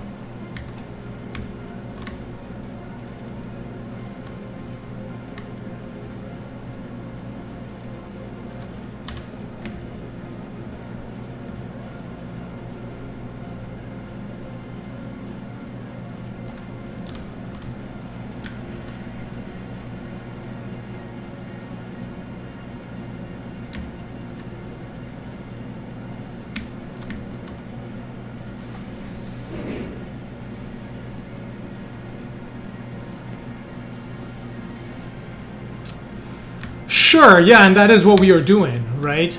But okay, so you write that system. Okay, now how do you do it with loading, right? Because you have to like decide like which levels have been loaded in, which like you have all these other cases. Okay, so you're running the game from the editor, right? So that means like you're jumping into a level without that saving system. Like there becomes all of these exceptions. Like it's all very simple in theory, but then when you go to implement it, then it becomes super tricky. So like when people are like, oh, that's so simple, you should add that. I'm like, no, I don't think anything is simple in games anymore.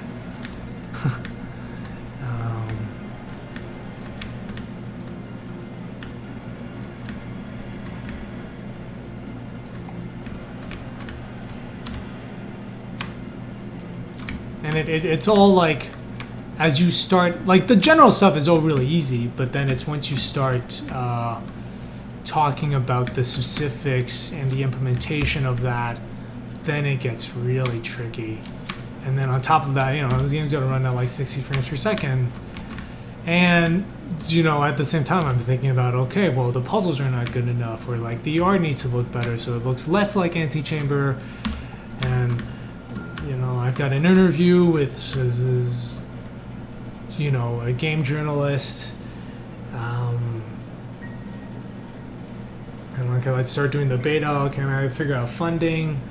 You know what I mean? Like, it's just a bajillion things.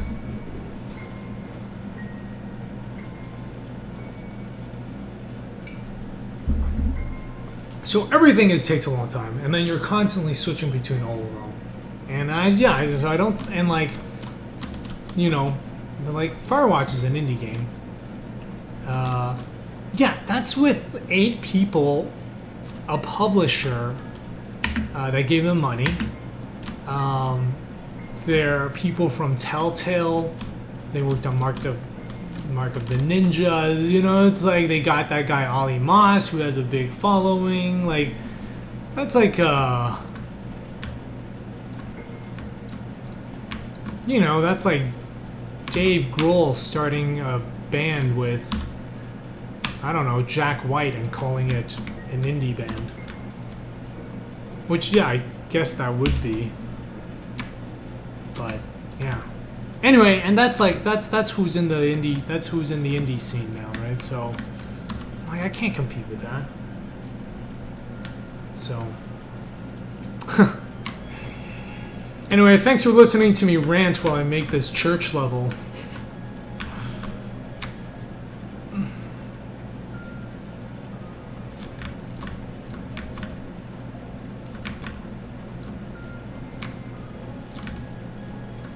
But yeah, I hope this has given you, at the very least, a picture of sort of what my life is like and indie games, right?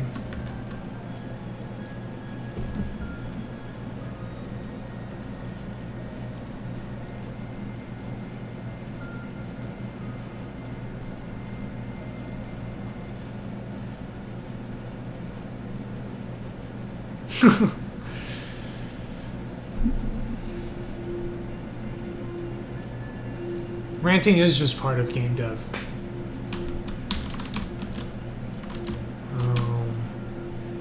Right, and then it's like, you know, then you have to, you gotta have the right mentality of dealing with negative reviews, because that stuff is gonna happen.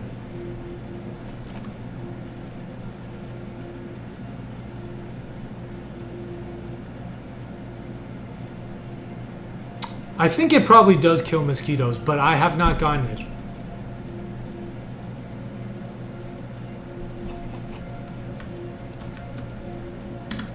Right. I'm gonna get reviews that's like, this game sucks. Buy it when it's on sale for free. You know that stuff's coming. So I honestly think part of why I wouldn't want to do game development is I just don't think I want to expose myself to that. I don't know, like, let's say I make decent money. Why would I not just spend my time learning French, you know, working on programming drones to help plant trees and enjoy my life? Or do I spend, you know, like every morning reading Steam reviews telling me to go kill myself? I don't know. See, that's a hard choice.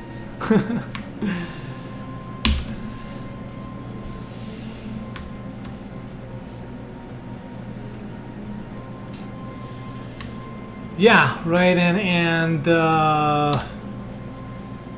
I know that's just part of like the creative process, and I am, yeah, I don't know. is that at the expense of fulfilling life? Like, it's just entertainment at the end of the day, right? Like, is death threats over a few hours of entertainment really worth it? And I don't know. I don't think so. I used to think I do have like fairly thick skin, but you know, with the internet, when you have negative reviews, it's not one or two, right? It's like hundreds.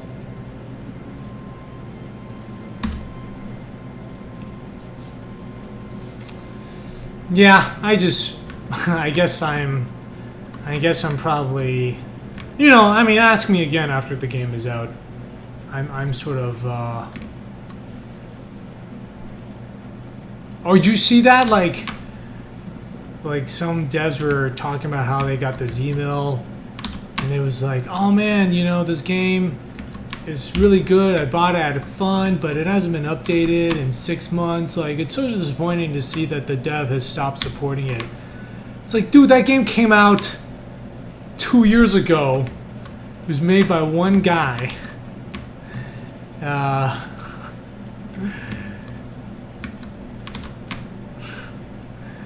You really expect him to work on it for the rest of his life? So, I don't know, man. Yeah, ask me again in 6 months. Actually, ask me again after I ship, because yeah, because right now where I'm standing and seeing seeing what other devs are going through and what I can expect to go through, I'm just not so sure.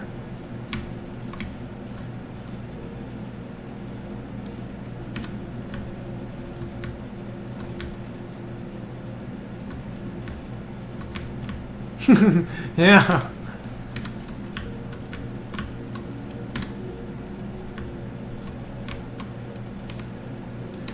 I don't know. I'm not really thinking too much about it. Like I said, a lot of it will depend on how the game does, and you know, the thing I do want to do is I am going to take a break. I'm going to take a vacation. Yeah, at the end of the day, I just don't think it's worth the sacrifice, you know, like, just the, I don't know, the stress, the loss of sleep.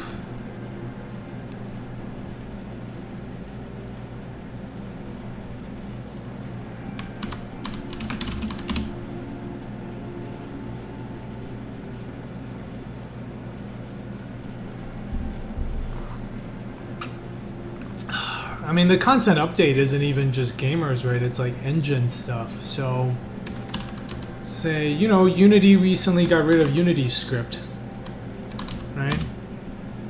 You know what that means? That means if you wrote your game in Unity script, you're fucked. Like, so let's say you make this game. Like, what's to say what some other core feature of the engine that I'm using isn't going to go away? Because what happens is, okay, Unity updates their engine.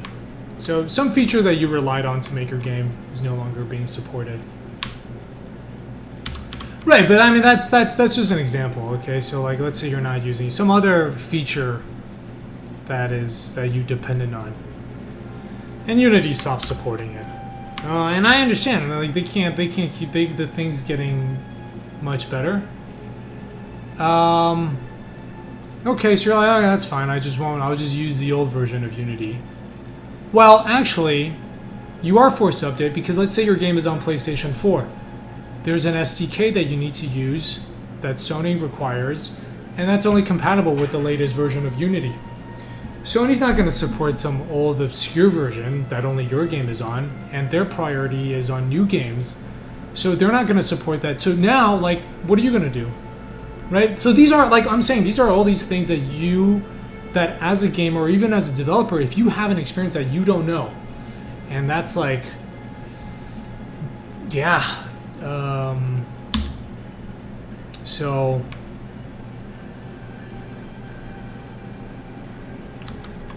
but that's not what players expect, right? Or let's say players buy your game on iOS. Latest version of iOS breaks the game. Well, now people can't play it. They're like, hey, I bought the game, it doesn't work anymore.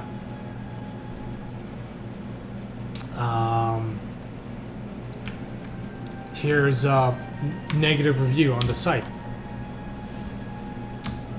I mean, yeah, I guess you can ignore it, but that doesn't stop. So that's some devs are saying, like, they're talking about some devs just want to pull games from the App Store completely, right? It's like, it's not worth the amount of time we spend fixing this. And then players get upset. And that's all, like...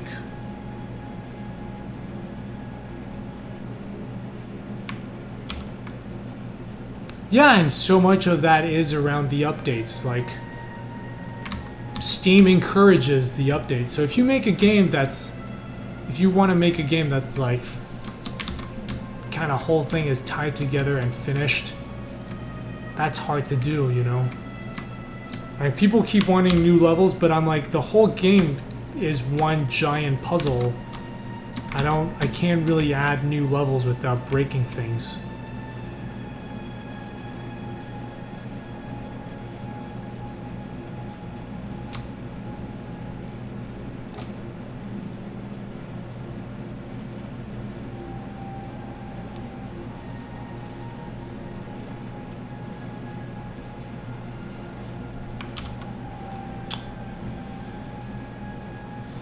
Sure, but I mean, how many versions does that go, right? Like, how long do they keep deprecated version for?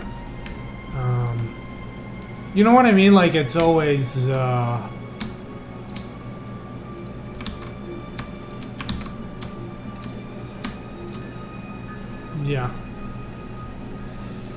I mean, maybe a lot of these things that I'm complaining about are just sort of, they're just general. That's just the reality of working in tech.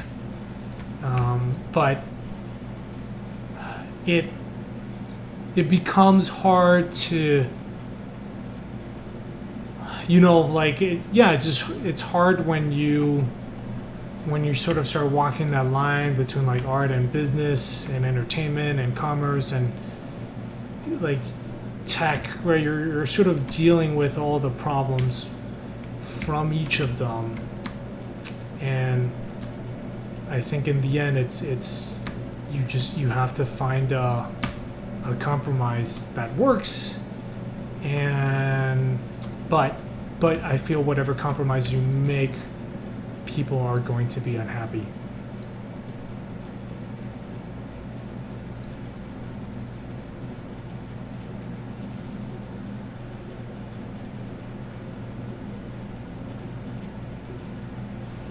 Yeah, we don't live in an ideal world.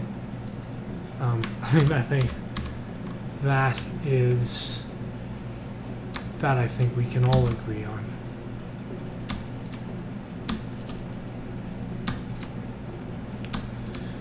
So,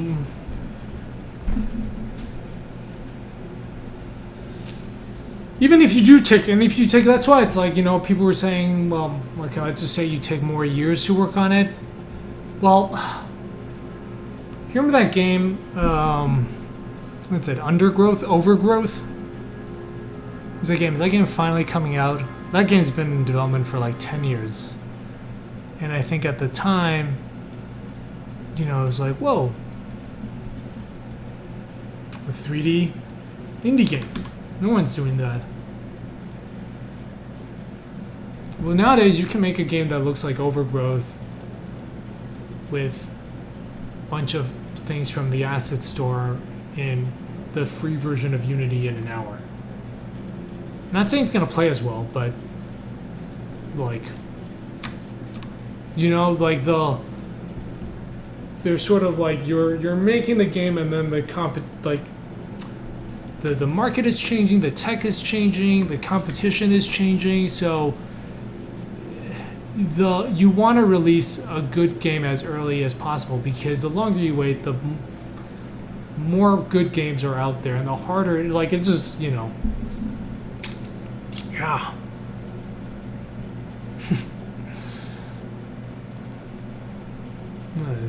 It's crazy.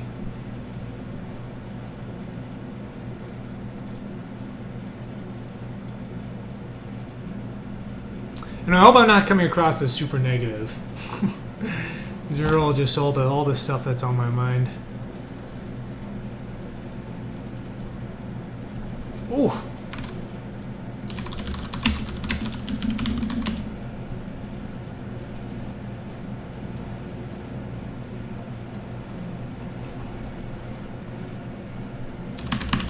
Yeah, you gotta get that link.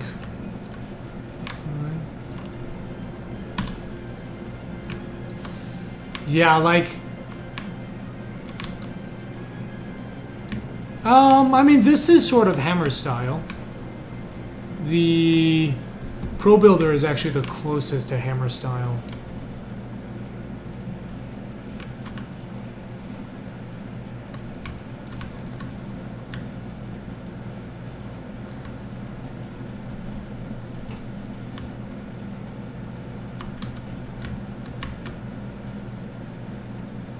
So, yeah, I mean, I don't know. I think actually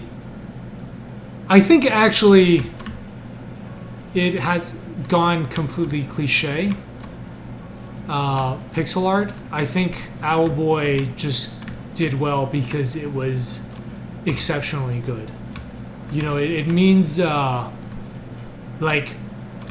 No, like if you just release a pixel art game, like what all Owlboy shows is, if you want to release a pixel art game, it's gotta be as good as Owlboy, which means you have to be the best, right? Because isn't that guy like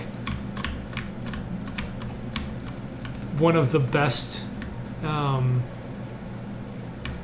pixel art artists in the world? So yeah, unless you sort of, he's like a legend. My roommate was talking about it, and it's like unless you're a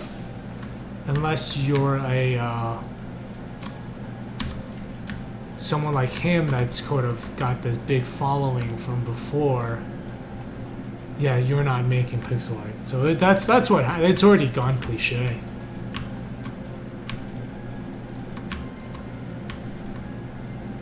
I think.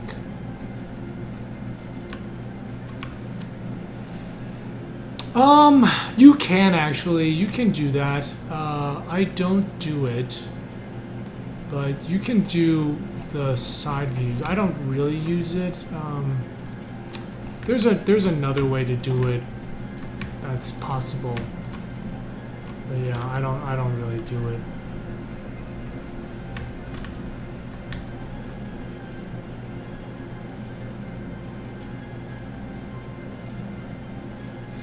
Yeah, and it's like, okay, yeah, it only works if you spend 9 years on your game, which, like, yeah, I think that is good indication it's pixel art is saturated. And I think, like, you see a lot of games now with this, like, low poly faceted art style. I think that's like the new indie style.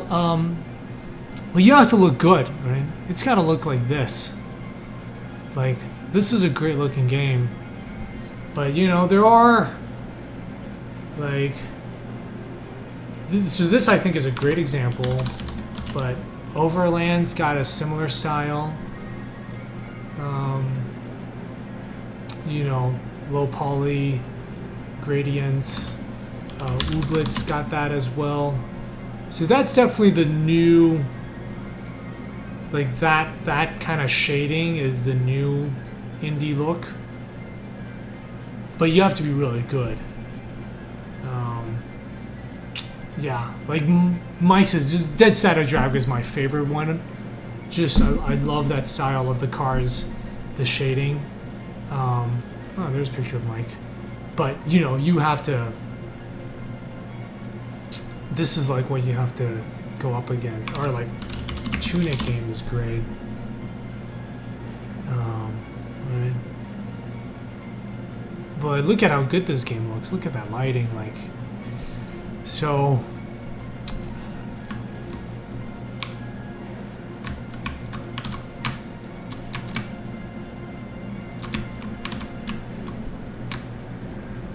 Yeah, like I said, I'm kind of in a position where that's not too. Oh, hey, you gotta get permission to post links.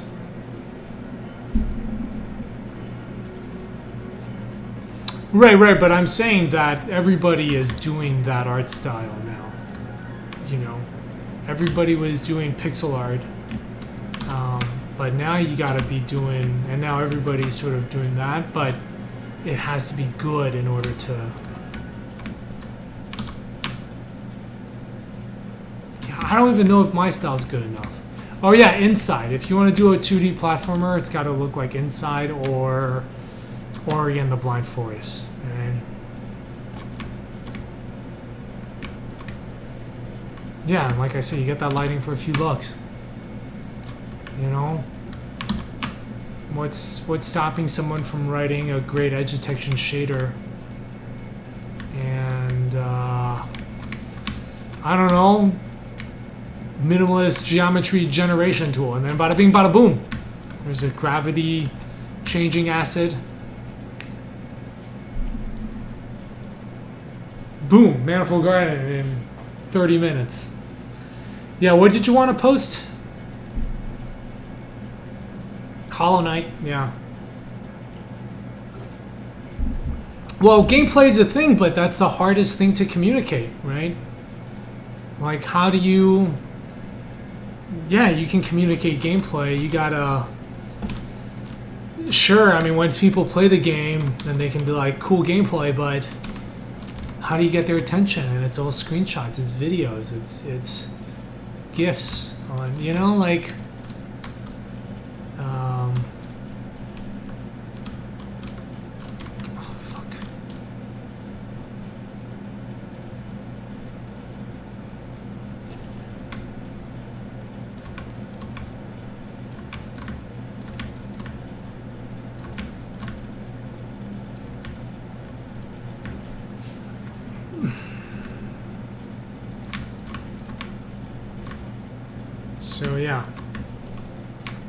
So yeah, no, and like, I'm not. Gameplay is important, and actually, I think it.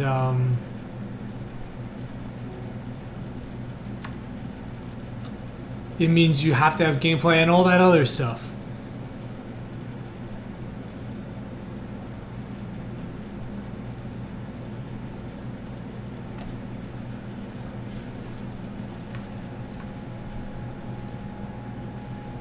Yeah, and I agree. At the end of the day, you still have to make a great game, right? But that's... Making a great game is... More and more, it's not the... More and more, that is not the key. That is not what's going to make your game successful. That is a minimum requirement.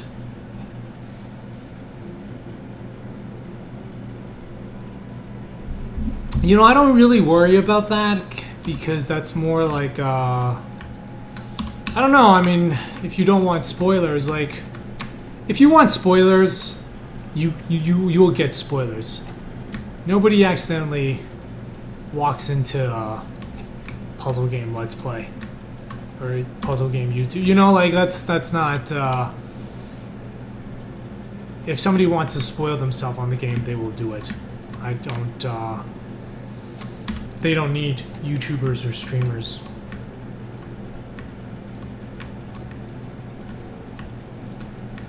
So...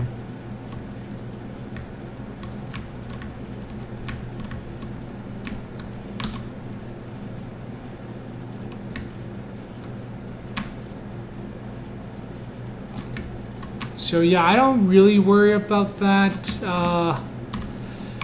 You know, hopefully, I think that's just sort of like the landscape. You know, what I'm hoping is like, I think really if like a streamer plays a game for 2 hours, if there's a great video, that's a great review, and they're just like, you know, here's the first 2 hours of the game, but I had an awesome time. You guys really should play it. And like the first hours are so much fun, then that's great.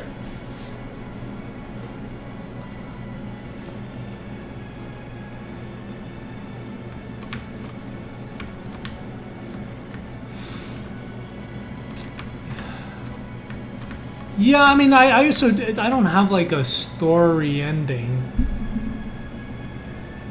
Did I play that game Antechamber? I did.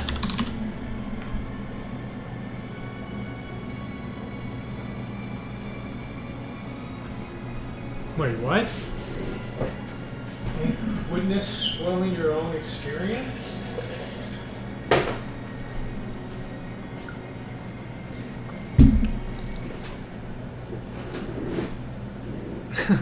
Nemhave, I have. It is, you know, I don't know what to do, man. Gotta make the game.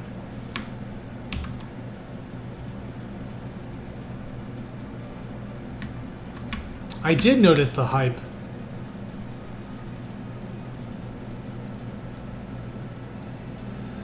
So...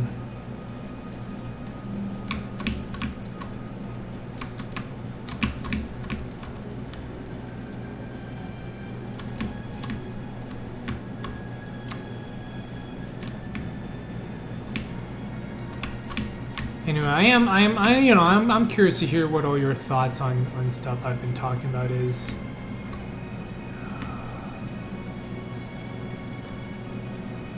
Yeah, I know everyone's. I hope sort of like, you know, what the stream does at the very least is just kind of give you guys an idea of you know, at least my experience as an indie developer. All the stuff I'm thinking about and worried about, and maybe in the future, if you see an indie developer on the internet, you can go easy on him or her or them. All right, Dylan, thanks so much, man. It's great having you stop by.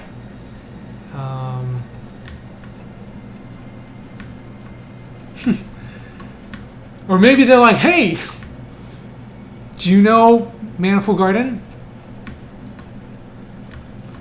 Did you like that?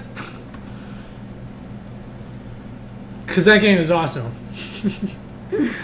And that developer is really sexy. Did you know about this game, Manifold Garden? Because that dev is sexy.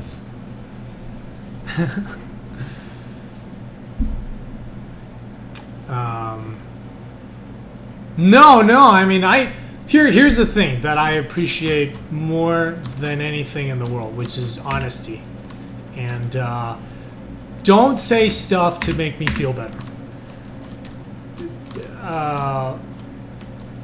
As much as you might be tempted to. Because if you give me honest feedback, that is what's going to help me know that there's a problem. Like, okay, this puzzle is not good. Then, you know, I can fix that, right? Like, because if you just suck up to me now and tell me things that I want to hear, and like obviously I want to hear stuff that that's, you know, I want to hear people say that my game is great. But if you lie to me and say the game is great, I'm just gonna find out later when the game comes out and my Steam page is covered with negative reviews, and it's like, well, you know, I'd rather just learn about that now, so because I can fix it. Yeah, I think I more than anything, honest and critical feedback.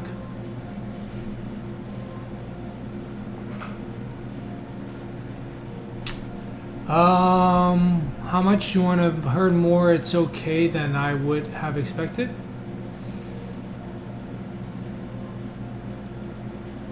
Oh, yeah, you haven't played it, so that's gonna be different. Oh yeah, did I tell you guys? I got the bug assault. It's a plastic gun that shoots salt at flies. This is the American way. Oh, these are what the? Oh, this is. Okay, this is bullshit. I kept clicking on these thinking these were images, but they're actually sponsored links, and that's annoying. Macronaut. Yeah, I don't. What are you saying that like the things that I want to fix? You know, I mean, it's like I'm gonna fix as much as I can, and whatever I end up with, that's what's gonna ship, right? You know, because it's not. I'm not going to reach perfection, and that is not a good thing to try to do. And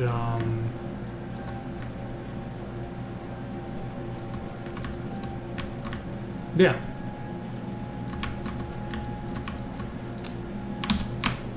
So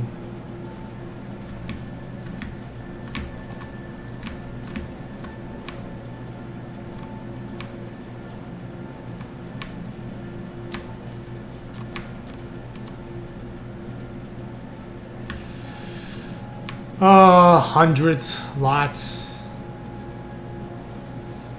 But you know, it's not. That doesn't mean there are like hundreds of bugs in the game. You know, a lot of them are repeats. A lot of them are the same sort of, you know, manifestation of the same bug in a lot of different places. In different places.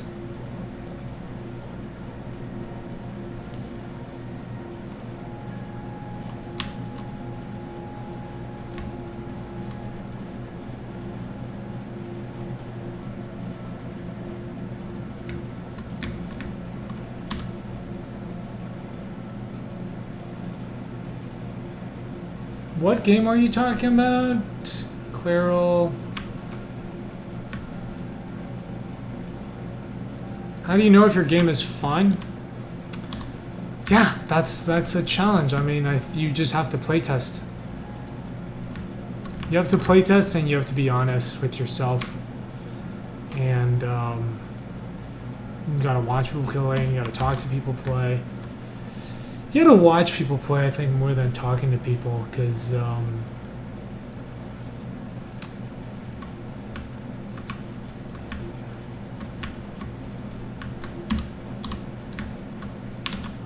I mean, it's hard. I don't. That is tricky.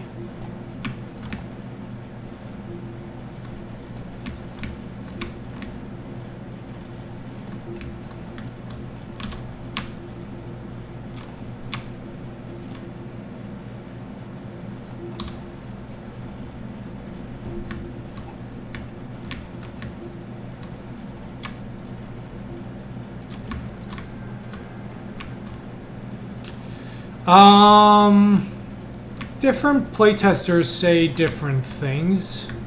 You know, I think a lot of the new people enjoy it. Like, they're getting pretty far.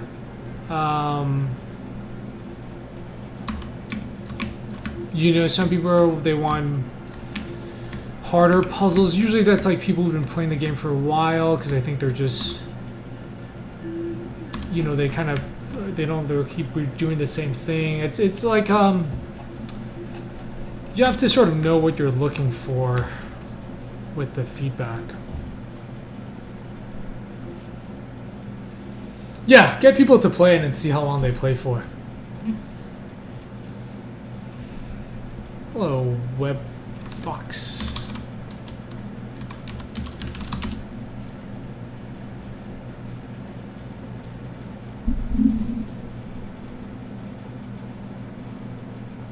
Well, that's why you gotta find people who don't give you feedback, right? Like strangers, beta testers. Yeah, that's what I was saying. It's like it's hard to find people who are honest.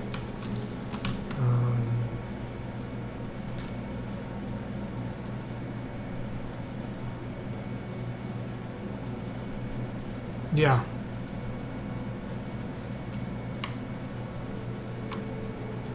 Yeah, even other developers might not be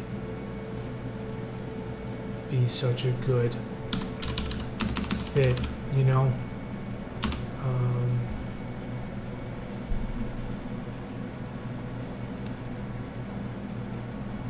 Well, I already have a bunch of people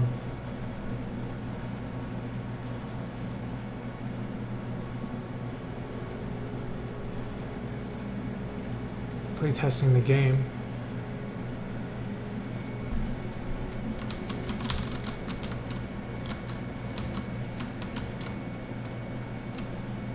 Whew, boy. Yeah, I think observing players is better. Observing players and then maybe talking to them about specifics afterwards.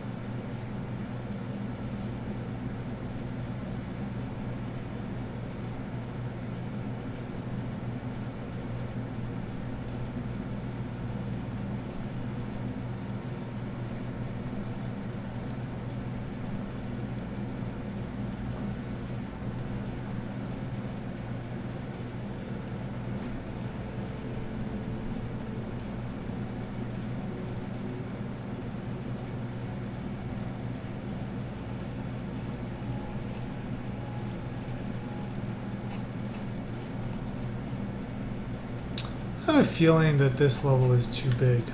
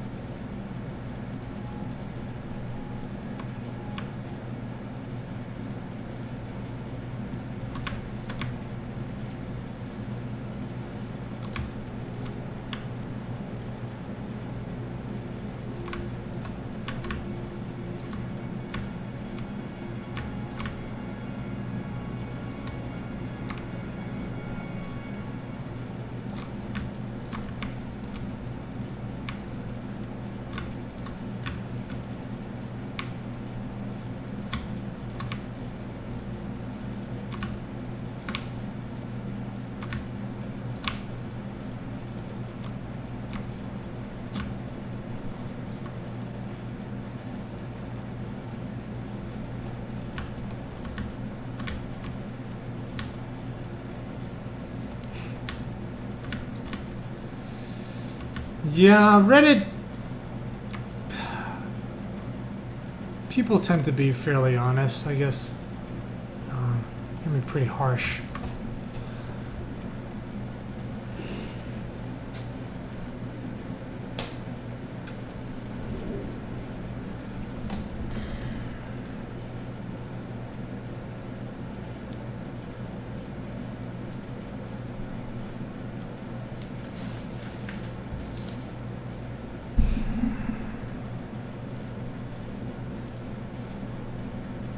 Oh, we have a value. Yeah, this looks a little more church-like.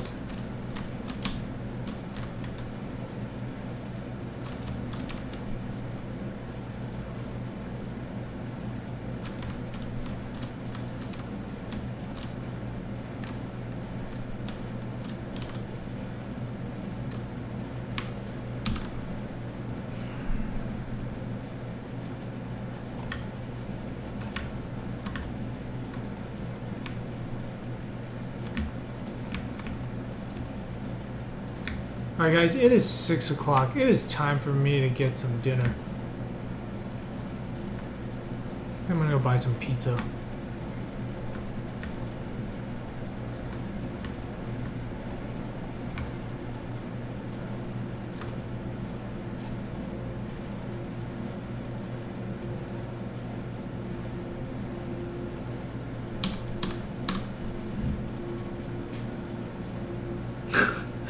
It's not an actual church.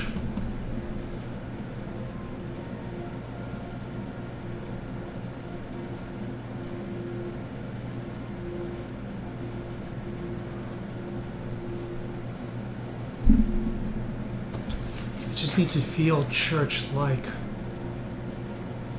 Alright, Mike Hive. Well, thanks for stopping by.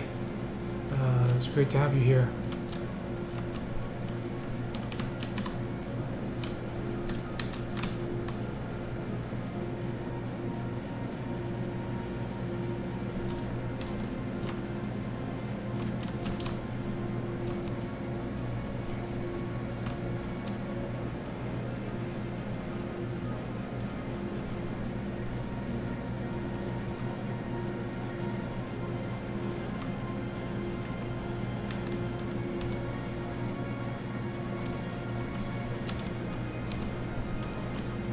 The footprint?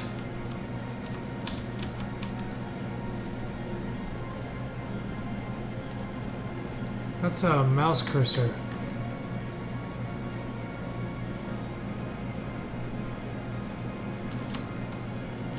Right, well, I'm gonna wrap up. Get some food. If you guys like this channel, you should follow. If you guys like the stream, you should follow the channel. Manifold Garden is on Steam. You can add it to your wish list. If you just Google the game, you'll find all sorts of information about what the gameplay is. GBC Talk. I am on the Twitter, same handle. YouTube as well. All right. I will be back later this evening. Oh, that was a long stream. 2 hours and 45 minutes. Without a break.